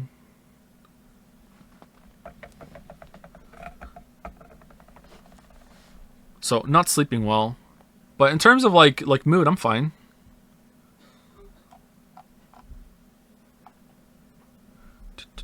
So the Patreon Discord role is going to be a real status symbol of S-Verity forever. Yeah, it seems like it, yeah. I don't think I'm ever going to take it away. There's no reason to, really. Maybe one day the bot will break and it'll go. Are you going to watch the Summer Game Fest presentation on stream? I don't think so. I don't know. Maybe. How long does it take you until you can sleep normally again after a real bad dream? 1-2 weeks for me. It's fine. I can go to sleep like sometimes the next night. Sometimes the same night I'm disturbed enough that I don't really want to go back to sleep, and I have this moment of reversion, but usually I just go back to sleep again anyway because I'm just so tired. Dreams don't really have a psychological long-term impact on me when it comes to that kind of nightmare. Although there have been times in the past where I've had dreams where I remember one time I had a dream before we had kids that I had a kid, and then the kid died, and in the dream, and that fucked me up for. I felt sad for like at least a week, and I don't know if that's gonna come across as too sensitive or too insensitive. You know, if it was just like, wow, it's just a dream, Joe. Why are you upset for a week? Or wow, you were only upset for a week. Like I don't know, like that kind of messed me up because it felt very very real. So that kind of thing, that emotional kind of nightmare can definitely affect me for a long time, but like more of a traditional kind of like, ooh, spooky nightmare, like not really, although they used to, just not much anymore. Like, I don't know. Tips for falling asleep for someone with insomnia. I have none for you. I've tried almost everything and none of it works. I had some fleeting success with the counting system where you have a count. I can't remember if it's like you count to 4 inhaling, hold for 2, and then count to 4 exhaling. I can't remember what exactly. You can look it up if you want. It's not 4-2-4. It's something else. And I had some limited success with that for a while, but then it stopped working.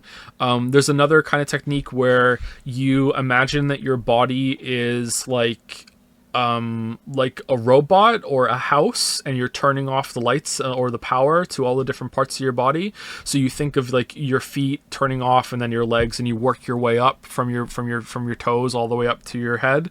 And that apparently works for a lot of people. It doesn't work for me. The breathing did for a while, but not anymore. I had some success as well with listening to ASMR videos, but in another language. English, I would focus on what they were saying. So I would find different one of those, and I would listen to them, and then I would kind of get very, very sleepy, and then I would take the headphones off, and I would find a way of find it easier to fall asleep after that. But again, I got used to that, and I kind of adapted, and I feel like my insomnia kind of learns and just tells me to fuck off when I think something's working. So I don't know. Wow, I wonder what language it was, Joe. It was Greek, actually. It was some Greek lady. Or I assume it was a Greek lady. She was speaking Greek. Reading used to work for me. I wonder if I could get on like a cycle. I wonder if I could cycle between them. I don't know. There's also no talking ASMR. Yeah, but then I have to have like a screen in front of me. I guess I could have the tappy tap ASMR, but that doesn't really work for me. I need the visual. One of something that works on me for ASMR, but I don't know if I actually experience ASMR or if I just experience like relaxation, because I don't really feel like I get tingles. I feel like I just kind of get a little hypnotized, just a little bit. But when they have when they're putting something in front of your eyes on the camera, or like follow my finger as it's moving around, that sort of thing, that works on me for getting me more settled. But then I have to scream a screen in front of me. So yeah, doing all right. I'm doing fine, just not sleeping well, but apart from that, I'm doing good.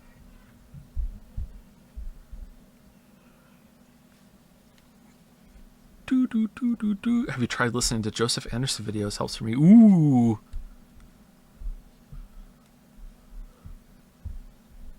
Not sure if compliment or shade. Probably a bit of both.